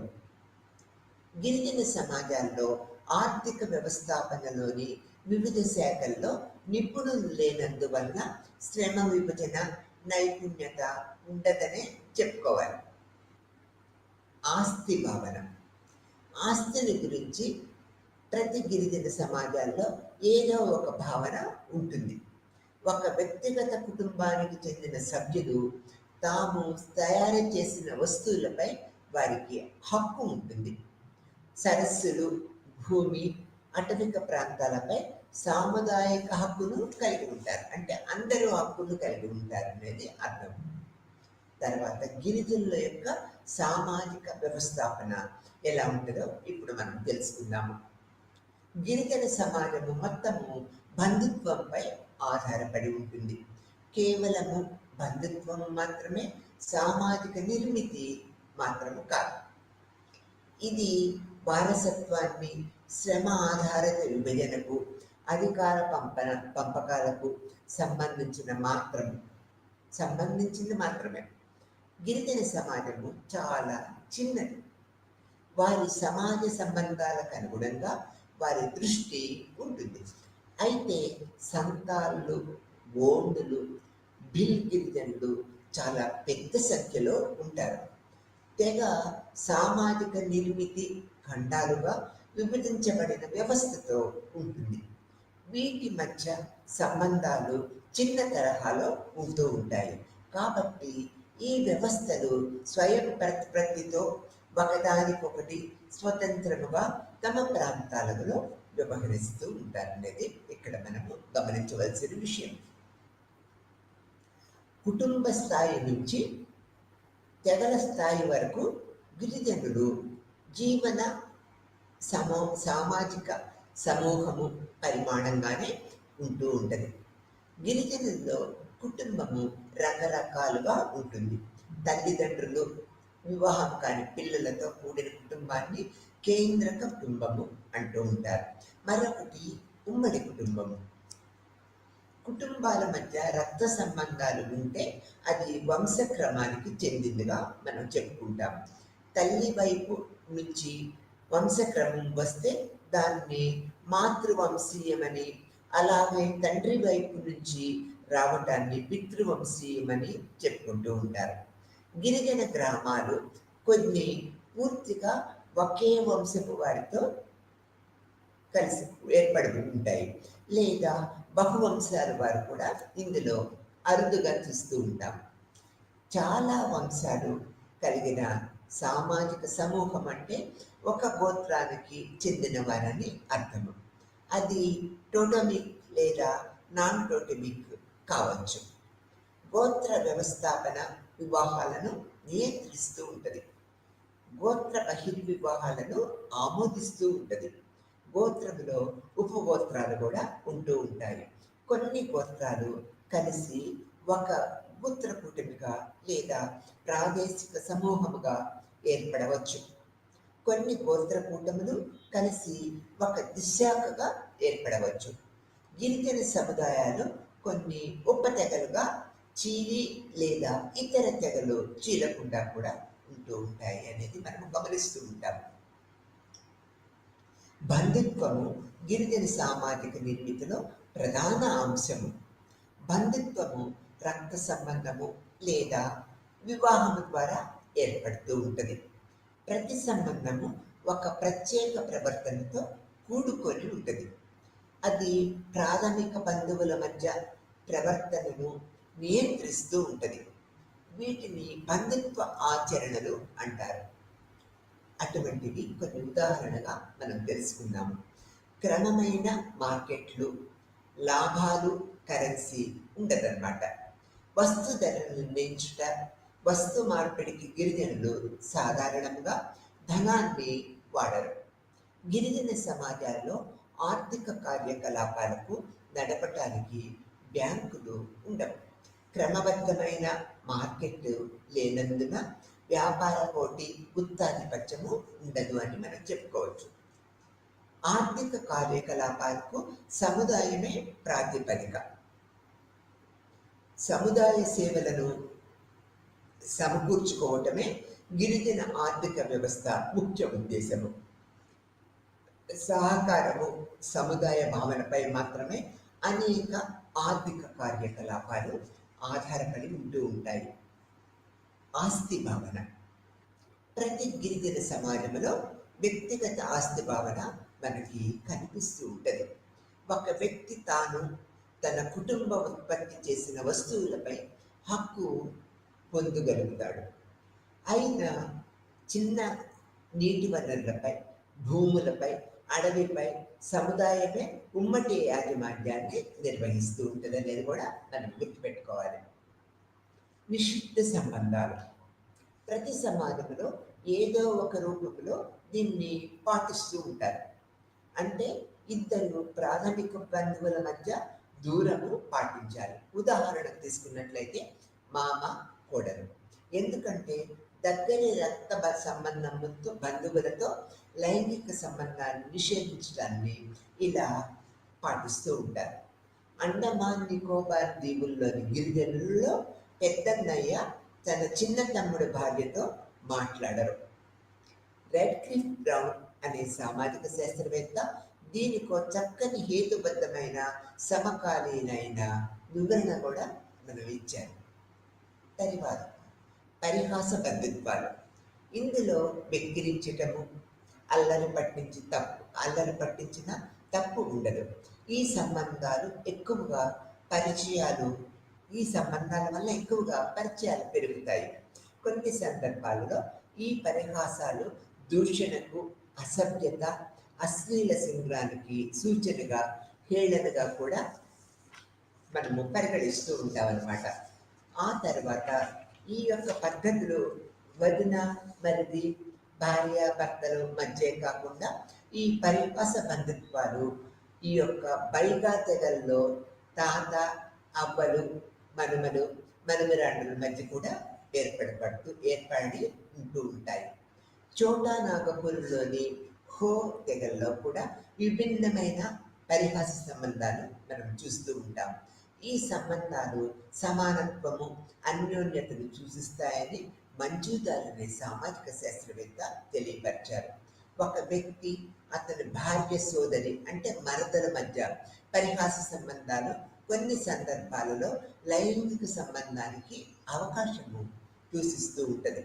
ఈ పరిహాసము పరస్పరము కానప్పుడు సామాజిక నియంత్రణ అనేది ఖచ్చితంగా అమల్లో ఉంటుంది. టెక్నోనమీ. టైలర్ మొదటిసారిగా ఈ పదము మానవ శాస్త్రంలో ఉపయోగించారు. దీనికి గ్రీకు పదము నుంచి తీసుకోబడింది. ఒక బంధువును ఇతర బంధువుల ద్వారా సంభోగించే మాధ్యమము ఇందులో ఉంటుంది. సాంప్రదాయ సమాజాలలో, కుటుంబాలలో భార్య భర్తను పేరుతో సంబోధించకుండా అతన్ని ఫలానా కొడుకు లేదా కూతురు తండ్రిని పిలుస్తూ ఉంటారు. తర్వాత మాతులధికారము. ఈ రకమైన మాతృస్వామిక కుటుంబ వ్యవస్థలో మేనమామ గారికి చాలా ప్రాధాన్యత ఉంటుంది. అతనికి అక్కగారి పిల్లల పట్ల కొన్ని సందర్భాలలో తండ్రి కన్నా ఎక్కువ బాధ్యతలు ఉంటూ ఉంటాయి. స్వాధికారము. ఈ వ్యవస్థలో తండ్రి గారి సోదరికి ప్రత్యేకత ఉంటూ ఉంటుంది. కుహనా ప్రసూతి తర్వాత దంపతుల మధ్య కొంతకాలము ఎడబాటు పాటించవలసి వస్తుంది. దీనివల్ల వారి మధ్య వివాహ బంధము మరింత దృఢమవుతూ ఉంటుంది. ఇవి వారిలో ఉన్న విలక్షణమైన రకాలు. తర్వాత మతపరమైన జీవన విధానము ఏ విధంగా ఉంటుందో ఇప్పుడు మనం తెలుసుకుందాం. గిరిజనులు అలౌకిక శక్తులు ఉన్నాయని విశ్వసిస్తూ ఉంటారు. వారి అనుభవాల నుంచి ఆత్మలు ఉంటాయని, అవి అనారోగ్యము, మృత్యువు, ఆకస్మిక వైఫల్యాలు కలుగు చేస్తాయని, వాటిని నియంత్రించడానికి, వాటి క్రియల్ని తటస్థపరచడానికి, వాటిపై పైచేయి సాధించడానికి కొన్ని ఆరాధనలు, ఇంద్రజాలము, మత పద్ధతుల ద్వారా వాటిని శాంతింపచేయాలని చూస్తూ ఉంటారు. మతపరమైన జీవితానికి ప్రధాన పాత్ర ఉంటుంది. వారు ప్రతి వస్తువులో, అంటే జీవించి కానీ నిర్జీవముగా ఉన్న వాటిల్లో చెట్లు, కొండలు, జలపాతాలు, నది, ప్రతి జబ్బు అంటే కలరా, మసూచిక, జ్వరము లాంటి అత్యల్ప అలౌకిక శక్తులతో కూడి ఉంటాయని నమ్ముతూ ఉంటారు. వాటిని శాంతింపచేయటానికి ఆరాధనలు, బలులతో తమను తాము కాపాడుకోవచ్చు అనేది విశ్వసిస్తూ ఉంటారు. అందుకే గిరిజనులు ఇంద్రజాల మతపరమైన చాలా కార్యకలాపాలు, రకరకాల ప్రాయశ్చిత్తము, ఆచారాలు, ఆరాధన, మొక్కులు చెల్లిస్తూ ఉంటారు. గిరిజనులు పునర్జన్మను విశ్వసిస్తారు. బిల్లులు మనిషి గతించాక అతని ఆత్మ ఉనికిలో ఉంటుందని భావిస్తూ ఉంటారు. ఇవి మతపరమైన జీవన విధానాల్లో కొన్ని భాగాలు. ఆ తర్వాత గిరిజన మతంలోని మరొక ప్రధానాంశము బొంగాయిజం. ఇది మధ్య భారతదేశంలోని గిరిజన తెగలైన హో, ముండా, సంతానుల్లో మనం చూస్తూ ఉంటాం. ఈ బొంగాయిజము సర్వత్రా వ్యాపించి ఉంటుంది. ఇది చాలా శక్తివంతమైనది. అది వృక్షాలను, జంతువులకు ప్రాణాలను ఇస్తుంది. సహజ ప్రకృతి కారకాలు అయిన వర్షము, వరదలు, కరువు, ఇతరత్రా పూలకు సుగంధము, జంతువులకు బలము ఇస్తుందని హోలు విశ్వసిస్తూ ఉంటారు. గిరిజన మతంలో ప్రకృతి ఆరాధన మరొక ప్రధానమైన లక్షణము. వారు సూర్యచంద్రులు, వృక్షాలు, భూమిని ఆరాధిస్తూ ఉంటారు. సంతాల్, ముండా, హో, మలేర్, బిర్హో వాటిని పూజించి భూమాతను ఆరాధిస్తూ ఉంటారు. వారు భూమాతే సృష్టికి మూలాధారమని విశ్వసిస్తూ ఉంటారు. మేఘాలయలోని గారోలు సూర్య, చంద్ర, నక్షత్రాలను ఆత్మలుగా పరిగణిస్తూ ఉంటారు. దక్షిణ భారతదేశంలో తోడాలు, కోయలు సూర్యుడిని అత్యంత భక్తితో పూజిస్తూ ఉంటారు. దేశవ్యాప్తంగా గిరిజన తెగలు ఏదో ఒక నిషిద్ధాలను పాటిస్తారు. వాటిని ఉల్లంఘించడం వల్ల వైపరీత్యాలు వస్తాయని విశ్వసిస్తూ ఉంటారు. ఇంద్రజాలము గిరిజన మతములో ఒక అంతర్భాగమైన పవిత్ర కార్యము. ఇందులో ఉపయోగకర ఇంద్రజాలము, హానికర ఇంద్రజాలము కలము. మంత్ర విద్య, చేతబడులు హానికర ఇంద్రజాలము. ఇది వినాశనాన్ని కలిగిస్తూ ఉంటాయి. దైవికులు, వైద్యం చేసేవారు ఉపయోగకర ఇంద్రజాలంతో రోగాలను నయం చేసి హానికర ఇంద్రజాలాన్ని విరుగుడు చేస్తూ ఉంటారనేది వీరు నమ్ముతూ ఉంటారు. అందుకని ఉపయోగకర ఇంద్రజాలము, హానికర ఇంద్రజాలము గిరిజన మత వ్యవస్థలో ప్రముఖ పాత్ర వహిస్తూ ఉంటాయి. గిరిజనుల్లో పూర్వీకుల ఆరాధన సర్వసాధారణము. వారు తమ పూర్వీకులు తమతో ఉంటారని నమ్ముతారు. అందువల్ల వారి ఆకలి దప్పులను తీర్చాలని, లేని ఎడల వారు కోపించి కష్టాలు కలుగజేస్తాయని విశ్వసిస్తారు. గిరిజనులు తమ పూర్వీకులు తమ ఇంటి వంటశాలలో ఉంటారని, ఆ కారణం చేత బయట వారిని తమ వంటింట్లోకి అనుమతించరనమాట. ఇది ఒక సాంప్రదాయ పద్ధతిగా చెప్పుకోవచ్చు అనమాట. ఆ తర్వాత ఈ యొక్క మతము ఇంద్రజాలంగా నిర్వహిస్తూ ఉంటారు. ఇది వస్తువులకు అలౌకిక లేదా మధ్యపరమైన మంచి లేదా చెడు శక్తుల్ని ఇస్తుందని నమ్ముతూ ఉంటారన్నమాట.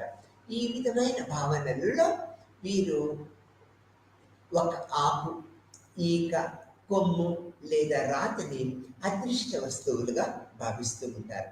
సర్వాత్మకవాదం ఈ యొక్క సిద్ధాంతాన్ని ఈవి టైలర్ అనే సామాజిక శాస్త్రవేత్త ఈ యొక్క ప్రచురించిన ఒక బుక్లో ఇది ఆత్మలతో విశ్వాసం ఉండేవారిని, తొలి మానవుని యొక్క స్వప్నాలు, నీడలు, భ్రాంతులు, నిద్ర వివరించాల్సిన అవసరం ఉందని భావిస్తూ ఉంటారు.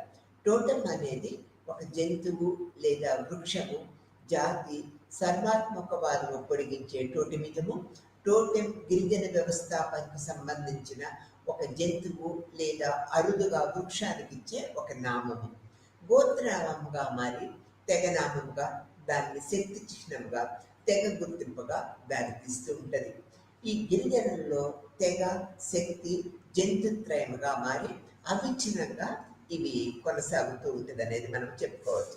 ఇది గిరిజన మతం యొక్క ఒక ప్రత్యేకమైన యొక్క లక్షణాలుగా మనము గిరిజన మతంలో చెప్పుకోవచ్చిన విషయాలుగా చెప్తూ ఉంటాం.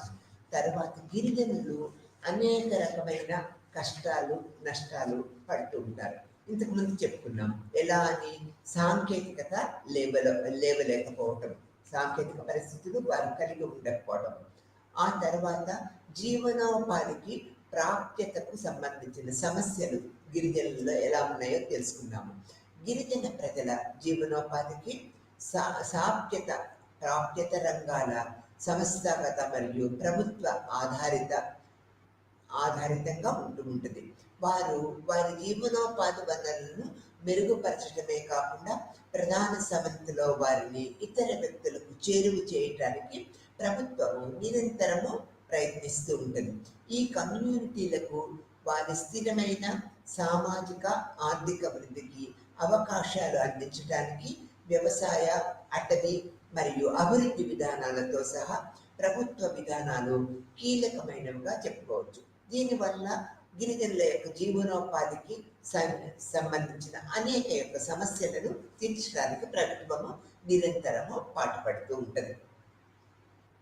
గిరిజన వ్యవసాయ విధానాలు, భూ చట్టాలు మరియు భూ అన్యాక్రాంతం గురించి ఇప్పుడు తెలుసుకుందాము. జీవనోపాధి ప్రధాన వనరులుగా ఉన్న భూమి, వ్యవసాయ ఉత్పత్తి మరియు శ్రేయస్సులో ప్రత్యక్షంగా మరియు అనివార్యమైన పాత్రను పోషిస్తూ ఉంటుంది. ఈ యొక్క భారతీయ రాష్ట్రాలలో ప్రైవేటు ఆస్తిగా స్థిరపడిన భూమి స్వయంచాలకంగా రాష్ట్ర ఆస్తిగా మారిపోయింది. ఇందువల్ల ఇందులో అటవీ భూమి కూడా ఉంటూ ఉంటారు. అటవీ భూమి ప్రధానంగా గిరిజన సంఘాల ఆధీనంలో ఉన్నప్పటికీ చాలా ఆదిమవాసీ ప్రాంతాలలో అవసరమైన సర్వేలు ఎప్పుడు కూడా జరగలేదు. ఆ విధంగా విస్తారమైన భూములపై ప్రజలు హక్కులను ఎన్నటికీ గుర్తించబడలేదు. అయినప్పటికీ భూమి ఆచారంగా ఈ గిరిజన సంఘాలకు ఈ యొక్క ఇంకా పెరుగుతున్న పేదరికము మరియు రైతాంగ అట్టడుగుగా ఉండటము గిరిజన జీవనోపాధిని నిరంతరము ప్రభావితం చేస్తూ ఉంటుంది. National sample survey office data గిరిజన కుటుంబాలలో భూమి లేని వారి ధోరణిని మనకి చూపెడుతూ ఉంటుంది అన్నమాట. ఇది వారి పేదరికానికి దారి తీస్తూ ఉంటుంది. సాగు భూమి లేని కుటుంబాలు ఎక్కువగా పెరుగుతూ ఉంటాయి. సాగు భూమి లేని కుటుంబాలు పెరగడంతో పాటు ఈ యొక్క అదే విధముగా భూమి లేని ఆదివాసీ కుటుంబాలు 13 నుంచి 30% పెరిగాయనేది ఈ సర్వే పద్ధతుల్లో మనకు తెలిసింది.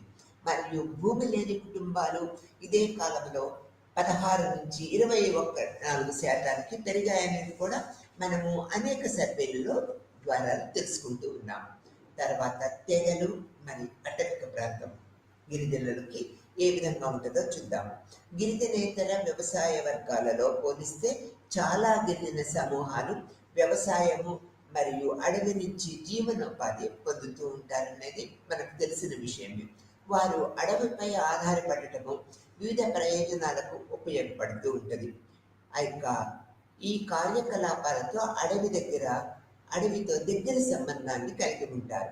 ఆహారము, గృహ నిర్మాణానికి కలప మరియు వ్యవసాయ పనిముట్లు, ఇంధన కలప, మందులు మరియు రోజువారీ జీవితంలోని ఇతర అవసరాలకి అడవి ప్రధాన వనరులుగా ఉంటుంది.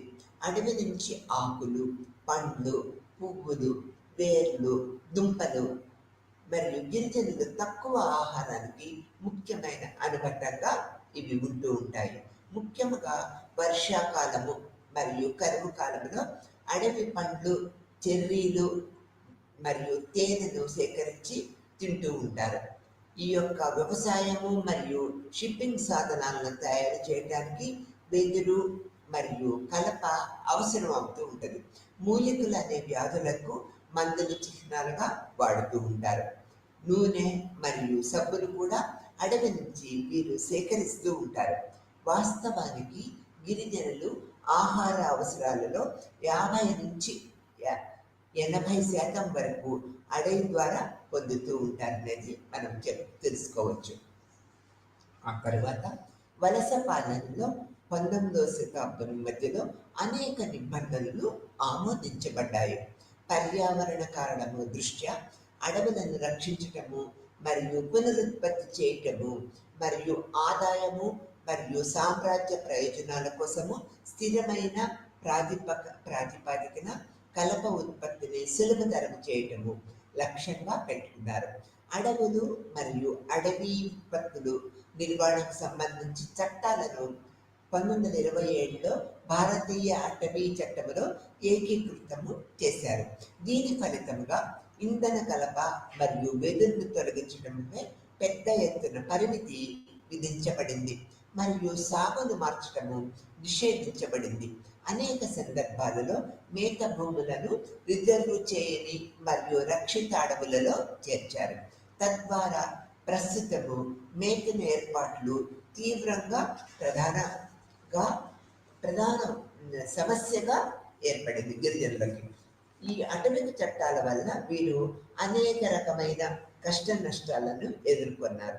బ్రిటిష్ వారు ప్రవేశపెట్టిన అటవీ నిర్వహణ ఫలితముగా అటవీ వాణిజ్య విలువలు పెరిగింది మరియు ప్రభుత్వానికి ఒక ముఖ్యమైన ఆదాయ వనరులుగా ఇది ఏర్పడింది. పట్టణ కేంద్రాలు, సైనిక కంటోన్మెంట్లు మరియు హిల్ స్టేషన్ నుంచి రైల్వేల నుంచి పెరుగుతున్న డిమాండ్ మరియు పెరుగుతున్న టేకు మరియు ఇతర చిన్న అటవీ ఉత్పత్తుల యొక్క వాణిజ్య విలువలు అడవుల ఆర్థిక విలువలకు జోడించబడింది అన్నమాట. గిరిజన ఆధీనంలో ఉన్న భూమి మరియు అడవి రాష్ట్ర నియంత్రణ మరియు నిర్వహణలోకి తీసుకురాబడ్డాయి. వలస పాలనలో మరియు స్వతంత్రము తరువాత భూమి యొక్క వంశము, గ్రామ యాజమాన్యము గుర్తించబడలేదు. అదనంగా వ్యవసాయాన్ని చట్టబద్ధమైన వ్యవసాయ పద్ధతిగా మార్చటాన్ని కూడా గుర్తించలేదు. ఈ యొక్క వైరుధ్యము వల్ల పాలనాంతరము భారత రాజ్యాంగము వలసవాదీ విధానాన్ని కొనసాగిస్తూ వచ్చింది. దీని ఫలితముగా లక్షలాల మంది ప్రజలు, గిరిజనులు వారి సొంత అడవులపై చట్టబద్ధమైన హక్కులు లేవు అనేది తెలుసుకొని అనేక నిరాశా నిష్ఠులకు గురయ్యారని చెప్పుకోవచ్చు. తర్వాత భూమి మరియు జీవనోపాధిని కోల్పోవటం. ఇక్కడ తరచూ సాగుదారులు, గిరిజనులు మరియు గిరిజనేతరులు విత్తనాలు, వినియోగ వస్తువులు మరియు ప్రభుత్వాన్ని ఆదాయాన్ని చెల్లించడానికి అధిక వడ్డీకి డబ్బులు అందించడానికి రుణదాతలకు ఆశ్రయించవలసి వస్తుంది గిరిజనులు.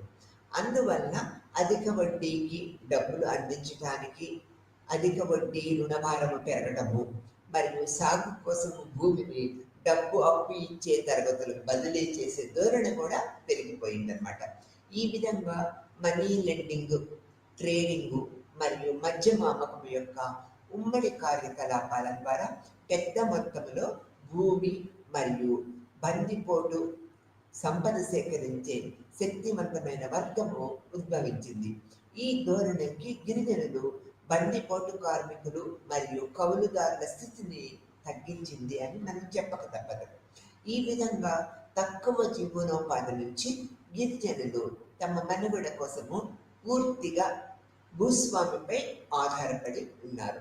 డబ్బు ఇచ్చేవారు, వ్యాపారులు, దుకాణదారులు, డబ్బు అప్పు ఇచ్చే వర్గము వారి దోపిడీ మరియు అణచివేత వారిని అత్యంత పేదరికానికి తగ్గించడమే కాకుండా వారి యొక్క ఆత్మగౌరవానికి కూడా వీరందరూ భంగం కలిగించిన వారుగా మనం చెప్పక తప్పదు. ఆ తర్వాత స్వతంత్ర భారతదేశంలో భూమి మరియు జీవనోపాధి కోల్పోవటం. అనేక అటవిక హక్కుల వల్ల, అటవిక చట్టాల వల్ల అటవిక హక్కులు, తక్కువ పన్నులు, ఆహారానికి తక్కువ ధరలు మొదలైన వాటిని డిమాండ్ చేశారు గిరిజనులు. గిరిజనుల మధ్య పరాయీకరణ నిరోధించే చట్టాలు ఉన్నప్పటికీ వారు తమ భూమిని మరియు వారి జీవనాధారాలను కోల్పోతూనే ఉన్నారనేది ఈ గిరిజన చట్టాల ప్రక్రియలో మనం తెలుసుకోవచ్చు. ఆ తర్వాత స్వతంత్ర భారతదేశంలో భూమి మరియు జీవనోపాధిని కోల్పోవటం. అనేక స్వతంత్ర వచ్చిన తర్వాత అనేక గిరిజన చట్టాలు చేయటం వల్ల, ప్రభుత్వ చట్టాల వల్ల అడవులలోని ఆదివాసీ ప్రజలు అంతర్జాతీయ కూటమికి వారి యొక్క ప్రాబ్లమ్స్ నివేదించిందనమాట. ఈ యొక్క పరిశ్రమలు, గనులు, టౌన్షిప్లు, డ్యాములు, అటవీ డిపోల నిర్మాణాలు నిర్ణయంతో మరియు డిఫాల్ట్గా గిరిజన ప్రజల్లో విధించినట్లు మనకి నిషేధించబడింది అనేక చట్టాల పరంగా. గిరిజన సంఘాలు దేశ ఆర్థికాభివృద్ధి భారాన్ని మోసాయి భూసేకరణ వలస శాసనము యొక్క భాగము క్రౌన్ కోసము భూములు సేకరించేందుకు ఉపయోగపడిందన్నమాట. ఈ యొక్క గిరిజన బెల్ట్లో ముఖ్యముగా భూమి మరియు అటవీ సమస్యలపై మరియు నీటి నుంచి వారిని పరాయీకరణపై దాదాపుగా మొత్తము మధ్య భారతీయుల్లో తీవ్రమైన అసంతృప్తి ఏర్పడింది. కొన్ని సందర్భాలలో అడపాదడప హింసాత్మక విస్ఫోటనలతో గుర్తించబడిన ప్రజలకు మరియు రాష్ట్రానికి మధ్య దాదాపుగా సంఘర్షణలు అనేకంగా జరిగాయి. భూమి మరియు జాతీయ వనరులపై వారి సాంప్రదాయ హక్కులను పూర్తిగా విస్మరించడంలో గిరిజన ప్రజలు దాదాపు అన్ని గణనల్లో తమ వనరులపై పట్టును నిరంతరము కోల్పోతూ వస్తూ ఉన్నారు. వివిధ రకాలైన అభివృద్ధి ప్రాజెక్టులకు అనుకూలంగా బలవంతంగా స్థానభ్రంశము గిరిజనులు చెందారనేది మనము చూస్తూ ఉన్నాము, గుర్తిస్తూ ఉన్నాము. మరియు ప్రభుత్వ మరియు ప్రైవేటు రంగ సంస్థలు, అభివృద్ధి ప్రాజెక్టులు మరియు పరిశ్రమలు గిరిజనుల పేదరిక ప్రక్రియను దోహదపడ్డాయి. వారి ప్రయోజనాలకు కాపాడవలసిన రాష్ట్రము వారి దోపిడీకి ఎంతగానో దోహదపడుతూ ఉన్నది. అడవుల క్షీణత మరియు విధ్వంసము గిరిజన వర్గాల్లో ఇప్పటికే పెడుసుగా ఉన్న మనుగడ పునాదిని నాశనం చేసిందని చెప్పక తప్పదు. ఎక్కువగా ప్రభావితమయ్యేది గిరిజన మహిళలు. వారు ఇప్పుడు కుటుంబము మరియు వారి పశువులకు ఇంధనము, నీరు, ఆహారము మరియు మేత అవసరాలను తీర్చడానికి మరింత కష్టపడవలసి వచ్చింది. పెద్ద సంఖ్యలో గిరిజనులు తమ సంప్రదాయ జీవనోపాధిని కోల్పోయిన కారణంగా ఉద్యోగ అవకాశాల కోసము ఇతర గ్రామీణ ప్రాంతాలు, పట్టణ అంచులకు లేదా నగరాలకు కాలానుగుణ్యంగా లేదా శాశ్వతంగా వలస వెళ్ళటము మనము చూస్తూ ఉన్నాము. వారు తక్కువ భద్రత మరియు రక్షణలతో విస్తరిస్తున్న అసంఘటిత రంగంలో ఒక భాగమైన ఫుట్ లూజ్ వర్కర్స్ యొక్క పెద్ద సైన్యాన్ని ఏర్పరచుకున్నారనేది కూడా మనము గమనించవలసిన విషయం.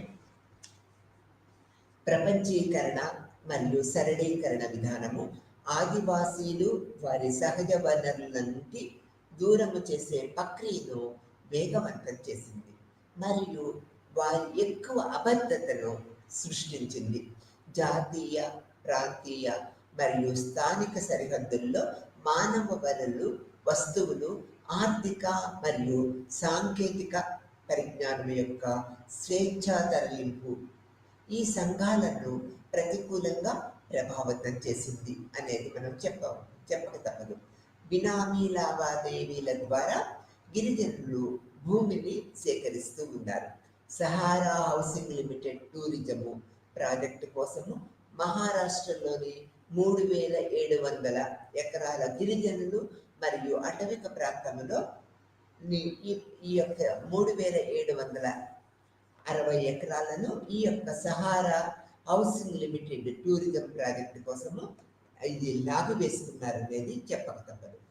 ఇనుమ కంచము, బొగ్గు, బాక్సైట్, యురేనియం మరియు ఇతర జీవ వైవిధ్యాలను భారతదేశానికి వస్తున్న బడా బహుళ జాతీయ మైనింగ్ భారతీయ భాగస్వాములను మార్గం సుగమం చేసేందుకు ప్రభుత్వము మింగ్ కంపెనీలతో గిరిజన ప్రజలను భారీ బహిష్కరణలకు సమర్థవంతంగా నిర్వహించింది. మైనింగ్ వ్యాపారాలు పెరగటం వల్ల ప్రభుత్వము ఈ బడా పారిశ్రామికవేత్తలతో చేతులు కలిపి గిరిజన సంతతిని మొత్తము అటవిక ప్రాంతము, మైనింగ్ ప్రాంతము నుంచి తొలగిపోయేటట్లు చేయటం వల్ల అనేక రకాల ఇబ్బందులు గిరిజనులు నిరంతరము ఏర్పరచుకొని అనేక రకాల జీవన విధాన స్రవంతి నుంచి దూరంగా నెట్టివేయబడ్డారనేది మనము చెప్పక తప్పదు. ఇది ప్రపంచీకరణ, సరళీకరణ విధానాల వల్ల ఏర్పడ్డది అనేది మనము చెప్తూ ఉన్నాం. ఆ తర్వాత గిరిజనుల యొక్క జీవన స్రవంతి, భూమి కోల్పోవటము, జీవన పరిస్థితుల్లో అనేక రకాలైన వినూతనమైన మార్పులు రావటము, ఈ యొక్క బహుళ జాతీయ సరళీకృత విధానాలు, ఈ యొక్క ప్రభుత్వము రాష్ట్ర ప్రభుత్వము, కేంద్ర ప్రభుత్వము ఈ రాష్ట్రాలకు విపరీతమైన హక్కులు ఇవ్వడం వల్ల గిరిజన అటవిక ప్రాంతాలలో, అటవిక ప్రాంతము, అడవులు ఈ ప్రాంతాల నుంచి గిరిజనులు దూరంగా పోయేటట్లు వీళ్ళు ఏర్పాటు చేశారనేది చెప్పక తప్పదు. దీనివల్ల జీవన స్రవంతిలో ఆహారము లేక, నివాస ప్రాంతము లేక గిరిజనులు అనేక రకాలైన ఇబ్బందులు కలిగి ఉన్నారు. అందువల్ల వీళ్ళు నగర ప్రాంతానికి వలస వెళ్ళటము, ఎక్కడైనా జీవనోపాధి వసతులు కల ఇతర గ్రామీణ ప్రాంతాలకు వలస వెళ్ళటము చేయటం వల్ల వారి యొక్క సాంస్కృతిక లక్షణాలు కూడా అనేక విధాలుగా దెబ్బతిన్నాయి అనేది మనకి చెప్పక తప్పదు. దీనివల్ల కేంద్ర రాష్ట్ర ప్రభుత్వాల యొక్క అటవీ చట్టాలు ఎంతో వీరికి దోహదం చేసి వీరిని అణిచివేసి దూర ప్రాంతాలకు వెళ్ళేటట్లు చేసింది. ఆ తర్వాత నదులు, డ్యాములు, ఆనకట్టలు కట్టడం వల్ల అటవిక ప్రాంతంలో నివసించే గిరిజనులు ఉపవృత్తులని అంటే కుల వృత్తులని అంటే నివాస జీవనోపాధిని ఏర్పరచుకున్న వృత్తుల నుంచి విడిపడిపోయి దూర ప్రాంతాలకు తరలి వెళ్ళడం కూడా మనము చూస్తూ ఉన్నాం అనేది చెప్పక తప్పదనమాట. ఇక్కడ నిబంధనలు, ప్రతిఘటనలు ఈ విధమైన చట్టాల వల్ల, ఈ విధమైన కేంద్ర రాష్ట్ర ప్రభుత్వముల యొక్క వైఖరి వలన అనేక రకాల సామాజిక శాస్త్రవేత్తలు, ఈ యొక్క సామాజిక సోషల్ వర్కర్స్ అందరూ కూడా గిరిజనుల యొక్క కష్ట నష్టాలకి గమనించి వారికి సపోర్ట్గా ఉన్నా కూడా, అంటే వారికి సహాయ సహకారాలు, చేయూతలు, మార్గదర్శకత్వము అందిస్తున్నా కూడా వారు ఒక ప్రత్యేకమైన స్థానానికి రాలేకపోయారనేది మనము చెప్పక తప్పదు.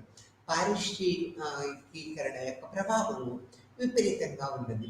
సంతాల ఆధిపత్య ప్రాంతాలలో పరిశ్రమల స్థాపన అనేది మార్పు మరియు ఆధునీకరణకు మరొక వైపు ముఖ్యమైన అంశంగా చెప్పుకోవచ్చు.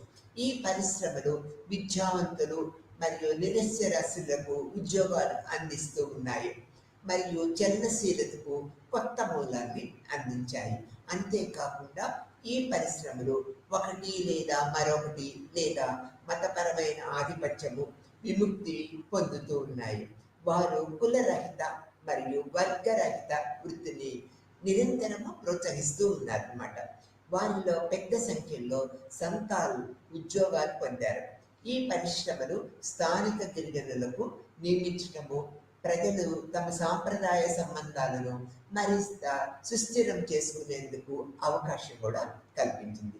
వాస్తవానికి ఈ పరిశ్రమలన్నీ కూడా ఈ యొక్క బంధువుల ప్రపంచము, గిరిజన కార్మికుల మధ్య సంతాల్ గుర్తింపు మరింత బలపడిందనేది మనం చెప్పుకోవచ్చు.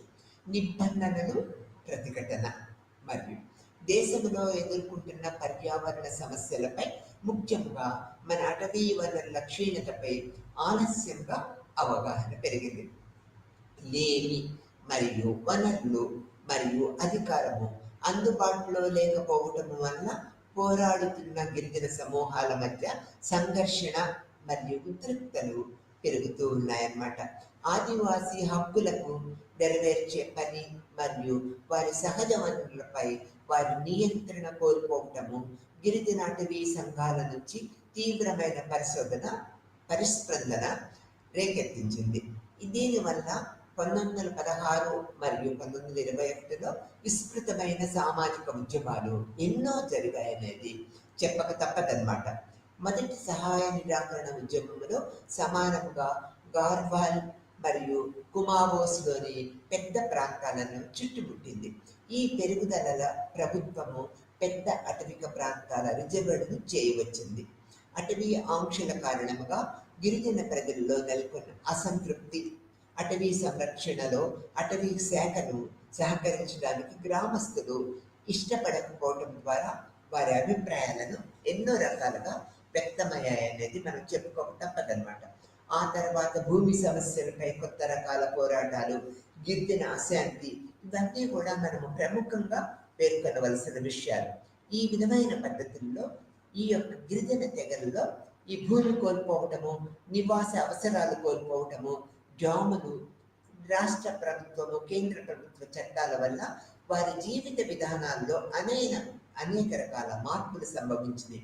ప్రభుత్వం వీరికి ఎంత సహాయం చేసినా కూడా వీరు నూతన వ్యవస్థకి అనుగుణంగా వారి జీవన విధానాన్ని మలుచుకోలేకపోయారనే చెప్పక తప్పదు. నమస్తే.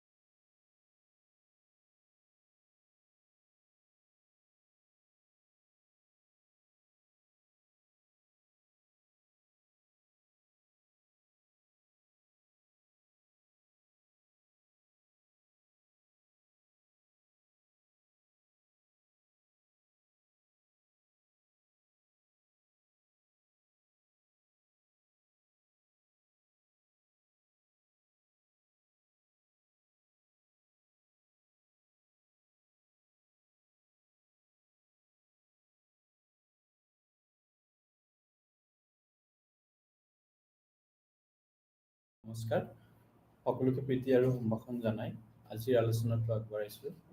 আজিৰ আলোচনাটিত আমি আলোচনা কৰিম BESC 134 Block 2 Unit 6 Educational Innovations and Experiments Global Practices শৈক্ষিক উদ্ভাৱন আৰু অভিক্ৰিয়া বা অনুসন্ধানসমূহ গোলকীয় অনুশীলন বা গোলকীয় পদক্ষেপসমূহ।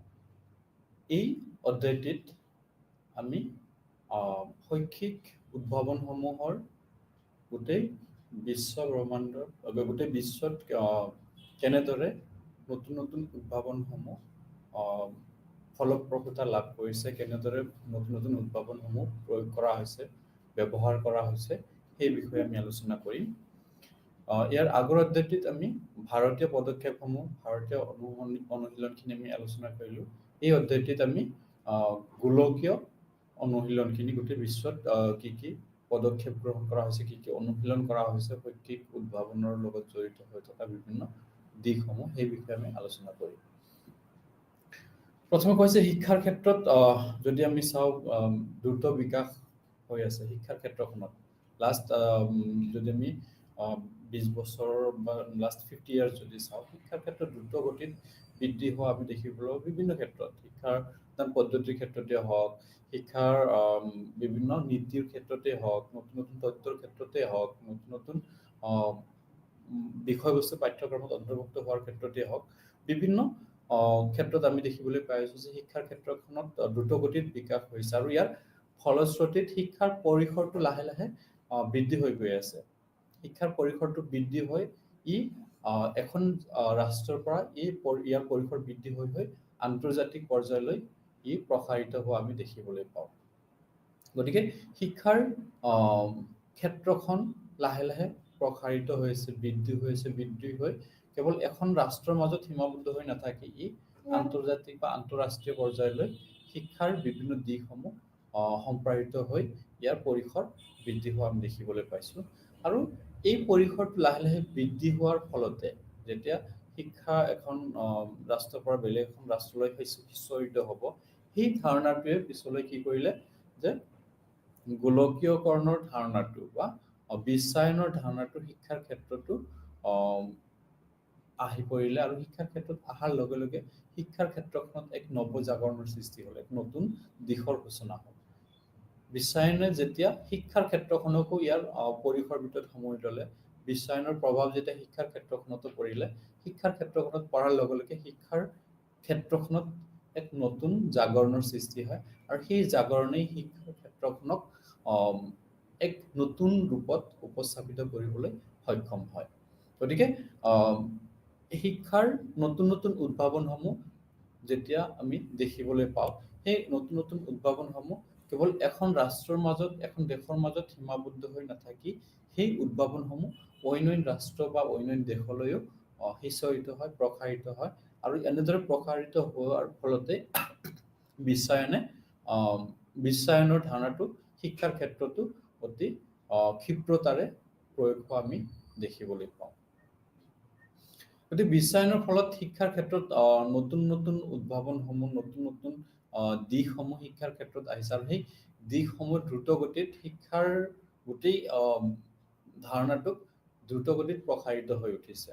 যেতিয়া বিশ্বায়নৰ প্ৰভাৱ শিক্ষাৰ ক্ষেত্ৰখনত পৰিলে আৰু শিক্ষাৰ ক্ষেত্ৰখনত বিশ্বায়নৰ প্ৰভাৱ পৰাৰ লগে লগে নতুন নতুন উদ্ভাৱনৰ দিশসমূহ দ্ৰুতগতিত আগবাঢ়ি যাবলৈ ধৰিলে। বিভিন্ন দেশে তেতিয়া দেশসমূহৰ মাজত এটা প্ৰতিযোগিতাৰ সৃষ্টি হ'ল, কেনেকে সিহঁতৰ শিক্ষা ব্যৱস্থাটোক বেছি বেটাৰ কৰিব, ভাল কৰিব পাৰে আৰু সেই প্ৰতিযোগিতাই শিক্ষাৰ ক্ষেত্ৰত নতুন নতুন উদ্ভাৱনৰ দিশসমূহ উদ্ঘাটন কৰাত এক অৰিহণা যোগায়। গতিকে শিক্ষাৰ গোলকীকৰণৰ ধাৰণাৰ ফলত, বিশ্বায়নৰ ফলত প্ৰত্যেকখন ৰাষ্ট্ৰৰ মাজত এক অঘোষিত প্ৰতিযোগিতা আৰম্ভ হয়। নিজৰ শিক্ষা ব্যৱস্থাটোক অধিক উন্নত কৰিবৰ কাৰণে প্ৰতিযোগিতা আৰম্ভ হয়। শিক্ষাৰ ক্ষেত্ৰত অৱদান আগবঢ়াবৰ কাৰণে দেশসমূহৰ মাজত এক প্ৰতিযোগিতা আৰম্ভ হয় আৰু সেই প্ৰতিযোগিতাৰ ফলতে নতুন নতুন দিশৰ ওপৰত গৱেষণা হয়, গৱেষণাৰ ফলত নতুন নতুন উদ্ভাৱনসমূহ শিক্ষাৰ ক্ষেত্ৰত আমি দেখিবলৈ পাওঁ। গতিকে সেই নতুন নতুন উদ্ভাৱনৰ যোনটো গতি, এইটো দ্ৰুত গতিত হোৱাৰ এটা কাৰণটো হ'ল কি যে বিশ্বায়নৰ প্ৰভাৱ। বিশ্বায়নৰ প্ৰভাৱৰ ফলত প্ৰত্যেকখন দেশে নিজৰ নিজৰ শিক্ষা ব্যৱস্থাত অধিক উন্নত কৰিবৰ কাৰণে বিভিন্ন ধৰণৰ গৱেষণা কাৰ্যত মনোনিৱেশ কৰে, আৰু সেই গৱেষণাৰ ফলশ্ৰুতিতে বিভিন্ন নতুন কৌশল, নতুন দিশ, নতুন পদ্ধতি সেইখিনি শিক্ষাৰ ক্ষেত্ৰৰ কাৰণে উদ্ভাৱিত হয় বা সেইখিনি উদ্ভাৱন হয়। আৰু এনেকে শিক্ষাৰ নৱ উদ্ভাৱনসমূহে শিক্ষাৰ ব্যৱস্থাটোক দ্ৰুতগতিত বিকাশ হোৱাত সহায় কৰে। এইটো হৈছে শিক্ষাদান পদ্ধতি আৰু প্ৰক্ৰিয়া গোলকীয়ভাৱে ব্যৱহাৰ কৰা হয়। শিক্ষাদান পদ্ধতি, কোনো এখন ৰাষ্ট্ৰই শিক্ষাদান এটা পদ্ধতি নিৰ্ধাৰণ কি কৰিলে উদ্ভাৱন কৰিলে, সেই পদ্ধতিটোৰ, সেই ৰাষ্ট্ৰৰ সেই বিশেষ পদ্ধতিটো বেলেগ এখন ৰাষ্ট্ৰই কি কৰে, যদি সিহঁতে ভাল বুলি দেখে যে এই পদ্ধতিটো আমাৰ শিক্ষা ব্যৱস্থাৰ কাৰণে ভাল হ'ব, গতিকে সেই ৰাষ্ট্ৰসমূহলৈ ই প্ৰসাৰিত হয়। ঠিক তেনেকে শিক্ষাদানৰ বিভিন্ন প্ৰক্ৰিয়াসমূহৰ কথা কোৱা হৈছে। প্ৰক্ৰিয়াসমূহ বিভিন্ন প্ৰক্ৰিয়াসমূহ, শিক্ষা ব্যৱস্থা পৰিচালনাৰ লগত জড়িত প্ৰক্ৰিয়াসমূহ, শিক্ষা ব্যৱস্থাৰ গাঁথনি বা গঠন সম্পৰ্কীয় প্ৰক্ৰিয়াসমূহ, সেই গোটেই প্ৰক্ৰিয়াসমূহ বিভিন্ন ৰাষ্ট্ৰৰ মাজলৈ সিঁচৰিত হয়। আৰু এনেকে শিক্ষাৰ ক্ষেত্ৰখনত গোলকীয় ধাৰণাৰ প্ৰভাৱ পৰি, গোলকীয় বিশ্বায়নৰ ধাৰণাৰ প্ৰভাৱ পৰি কি কয়, শিক্ষাদান পদ্ধতি আৰু শিক্ষা প্ৰক্ৰিয়াটো গোলকীয়ভাৱে ব্যৱহাৰ হোৱা আমি দেখিবলৈ পাওঁ। অৰ্থাৎ যি শিক্ষাদান পদ্ধতি এখন দেশে উদ্ভাৱন কৰিলে, সেই পদ্ধতিটো অতি দ্ৰুতগতিত বেলেগ বেলেগ ৰাষ্ট্ৰলৈ প্ৰসাৰিত হৈ সেই পদ্ধতিটো গোলকীয় পদ্ধতি হিচাপে পৰিণত হয়। তাৰপিছত বিশ্বায়নৰ বাবে শিক্ষা উন্নতমুখী পৰিৱৰ্তন হৈ আহিছে। আমি বিশ্বায়নৰ প্ৰভাৱৰ ফলতে আমি দেখিবলৈ পাইছোঁ যে শিক্ষা উন্নতমুখী পৰিৱৰ্তন। উন্নতমুখী পৰিৱৰ্তন মানে এই পৰিৱৰ্তনটো সদায় ইতিবাচক ৰূপত উন্নতিৰ ফালেহে আগবাঢ়ে, সেইকাৰণে এক উন্নতিমুখী পৰিৱৰ্তন বুলি কোৱা হৈছে। নিম্নমুখী পৰিৱৰ্তন, আগৰ যোনটো অৱস্থা আছিলে সেই অৱস্থানৰ পৰা তলৰ ফালে যোৱাটো হ'ল নিম্নমুখী পৰিৱৰ্তন। উচ্চমুখী বা উন্নতমুখী পৰিৱৰ্তনটোৱে কি কৰে, সেই শিক্ষা ব্যৱস্থাত যোনটো স্থানত আছিলে তাতকে ঊৰ্ধ্বগামী হোৱা পৰিৱৰ্তনকে বুজায়। গতিকে বৰ্তমানৰ বিশ্বায়নৰ সময়ত শিক্ষাৰ প্ৰভাৱটো আমি এনেদৰে কি কৰিব পাৰোঁ, নিকিয়াব পাৰোঁ। তাৰপিছত কৈছে গোলকীয় স্তৰত শৈক্ষিক উদ্ভাৱনৰ অৰ্থ। গোলকীয় স্তৰত, গোলকীয় মানে গোলকীয় স্তৰ, গোলকীয় কথাটোকে গোটেই বিশ্বৰ বুজায়।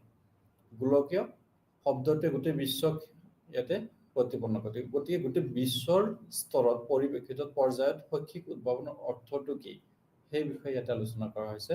যে উদ্ভাৱন হৈছে নতুনত্বৰ আধাৰত কোনো দিশৰ উপস্থাপন। যদি আমি প্ৰথম উদ্ভাৱনৰ কথা কওঁ, যে নতুনত্বৰ আধাৰত কোনো দিশৰ উপস্থাপনেই হৈছে উদ্ভাৱন। যোনটো বস্তু আগৰ পৰাই আছে, সেই বস্তুটোক আমি যদি নতুন ৰূপত, নতুন নীতি বা নতুন পদ্ধতি ব্যৱহাৰ কৰি উপস্থাপন কৰোঁ, তেতিয়াহ'লে তাত উদ্ভাৱনৰ কথাত আহিব পাৰে। কিন্তু আগৰ বস্তুটো একেধৰণে যেতিয়া উপস্থাপন কৰা হয়, তেতিয়া তাত উদ্ভাৱন শব্দটো ব্যৱহাৰ কৰিব পৰা নাযায়। অৰ্থাৎ নতুনত্ব আনিব লাগিব। যোনটো এক্সিষ্টিং বা প্ৰচলিত যোনটো ব্যৱস্থা আছে, সেই ব্যৱস্থাত বা সেই দিশটোক নতুন ৰূপত উপস্থাপন কৰিব লাগিব, নতুন ৰূপত তাক প্ৰকাশ কৰিব লাগিব, তেতিয়াহে আমি তাক উদ্ভাৱনীমূলক দিশ বুলি আমি অভিহিত কৰিম। গতিকে উদ্ভাৱনীমূলক দিশসমূহৰ লগত জড়িত হৈ থকা এটা ধাৰণা হৈছে কি, নতুনত্ব। নতুনত্বৰ আধাৰত উদ্ভাৱনীমূলক দিশসমূহ প্ৰতিফলিত হয়। তাৰপিছত কোৱা হৈছে যে উদ্ভাৱনসমূহ সদায় ইচ্ছাৰ দ্বাৰা পৰিৱৰ্তনক সূচায়। উদ্ভাৱনসমূহ সদায় ইচ্ছাকৃতভাৱে, ইণ্টেনশ্যনেলি হয়। উদ্ভাৱন কেতিয়াও অনিচ্ছাকৃতভাৱে নহয়। যিমানখিনি উদ্ভাৱন, যিমানখিনি নতুন নতুন বস্তুৰ উদ্ভাৱন বা সৃষ্টি, তাত ইচ্ছা জড়িত হৈ আছে। ইচ্ছাৰ ফলশ্ৰুতিতহে উদ্ভাৱন হয়। যদি ইচ্ছা নাথাকে, তেতিয়াহ'লে কেতিয়াও নতুন উদ্ভাৱন নহয়। বিশেষকৈ শিক্ষাৰ ক্ষেত্ৰত চিন্তা চৰ্চা কৰিব লাগিব, গৱেষণা কৰিব লাগিব, অধ্যয়ন কৰিব লাগিব, বিশ্লেষণ কৰিব লাগিব। গোটেইখিনি কৰাৰ পিছতহে নতুন এটা দিশ, নতুন এটা ধাৰণা, নতুন এটা পদ্ধতি কি কৰিব পৰা যাব, সৃষ্টি কৰিব পৰা যাব, উদ্ভাৱন কৰিব পৰা যাব। গতিকে ই ঐচ্ছিকভাৱে সংগঠিত হয়, অনৈচ্ছিকভাৱে নহয়। গতিকে উদ্ভাৱনৰ ধাৰণাটো আমি গম পালো। এতিয়া শৈক্ষিক ক্ষেত্ৰত নতুন দিশৰ অন্তৰ্ভুক্ত হয় শৈক্ষিক উদ্ভাৱনৰ ফলশ্ৰুতি। শিক্ষাৰ ক্ষেত্ৰখনত নতুন নতুন দিশৰ অন্তৰ্ভুক্ত হয়। শিক্ষাদান পদ্ধতি হ'ব পাৰে, পাঠ্যক্ৰম হ'ব পাৰে, শিক্ষাদান প্ৰক্ৰিয়া হ'ব পাৰে, হা যিকোনো হ'ব পাৰে, শিক্ষাৰ লগত জড়িত বিভিন্ন ব্যৱস্থাসমূহ। গতিকে সেই ব্যৱস্থাসমূহৰ আহ, ফলশ্ৰুতিতে সেই নতুন উদ্ভাৱনৰ ফলশ্ৰুতিতে আমি সেই নতুন নতুন দিশসমূহ আমি শিক্ষাৰ ক্ষেত্ৰত দেখিবলৈ পাওঁ। শিক্ষাৰ পূৰ্বৰ অনুশীলনক নতুন ৰূপত উপস্থাপন কৰাই হৈছে শৈক্ষিক উদ্ভাৱন। পূৰ্বৰ অনুশীলন যোনটো আগৰ পৰা অনুশীলন কৰি আছে, আগৰ পৰা চলি আছে, সেই অনুশীলনক নতুন ৰূপত উপস্থাপন কৰিব লাগিব। মই প্ৰথমতে অলপ আগতে ক'লো যে যোনটো প্ৰচলিত হৈ আছে, যোনটো চলি আছে, সেইটোক আমি আহ, উপস্থাপন কৰিলে তাক কেতিয়াও আমি উদ্ভাৱন বুলি ক'ব নোৱাৰো। নতুন ৰূপত কোনোবা এখন ৰাষ্ট্ৰই বিশেষ এটা শিক্ষাৰ নীতি বা শিক্ষাৰ তত্ত্ব এটা কি কৰিছে, উদ্ভাৱন কৰিছে, সেইখিনি সিহঁতে ব্যৱহাৰ কৰিছে। গতিকে সেই তত্ত্বখিনি, সেই নীতিটো যদি আমি একে ৰূপত ব্যৱহাৰ কৰো, তেতিয়াহ'লে তাত উদ্ভাৱনৰ কোনো কনচেপ্ট নাথাকে, উদ্ভাৱনৰ ধাৰণাটো তাত জড়িত হৈ নাথাকে। উদ্ভাৱনৰ ধাৰণা জড়িত কেতিয়া থাকিব, যেতিয়া সেই ৰাষ্ট্ৰখনে কোনো এটা শৈক্ষিক দিশৰ উদঘাটন কৰিলে আমি সেইটো আমূল হিচাপে লৈ, সেইটোক আমি মূল বেচিছ হিচাপে বা ভেটি হিচাপে লৈ নতুন ৰূপত আমি কি কৰো, যেতিয়া সেই আৰ্হিত নতুন এটা ধাৰণাৰ উন্মোচন কৰো, নতুন এটা দিশৰ উন্মোচন কৰো, উপস্থাপন কৰো, সেইটোৱে হ'ব কি উদ্ভাৱন, শৈক্ষিক উদ্ভাৱন। গতিকে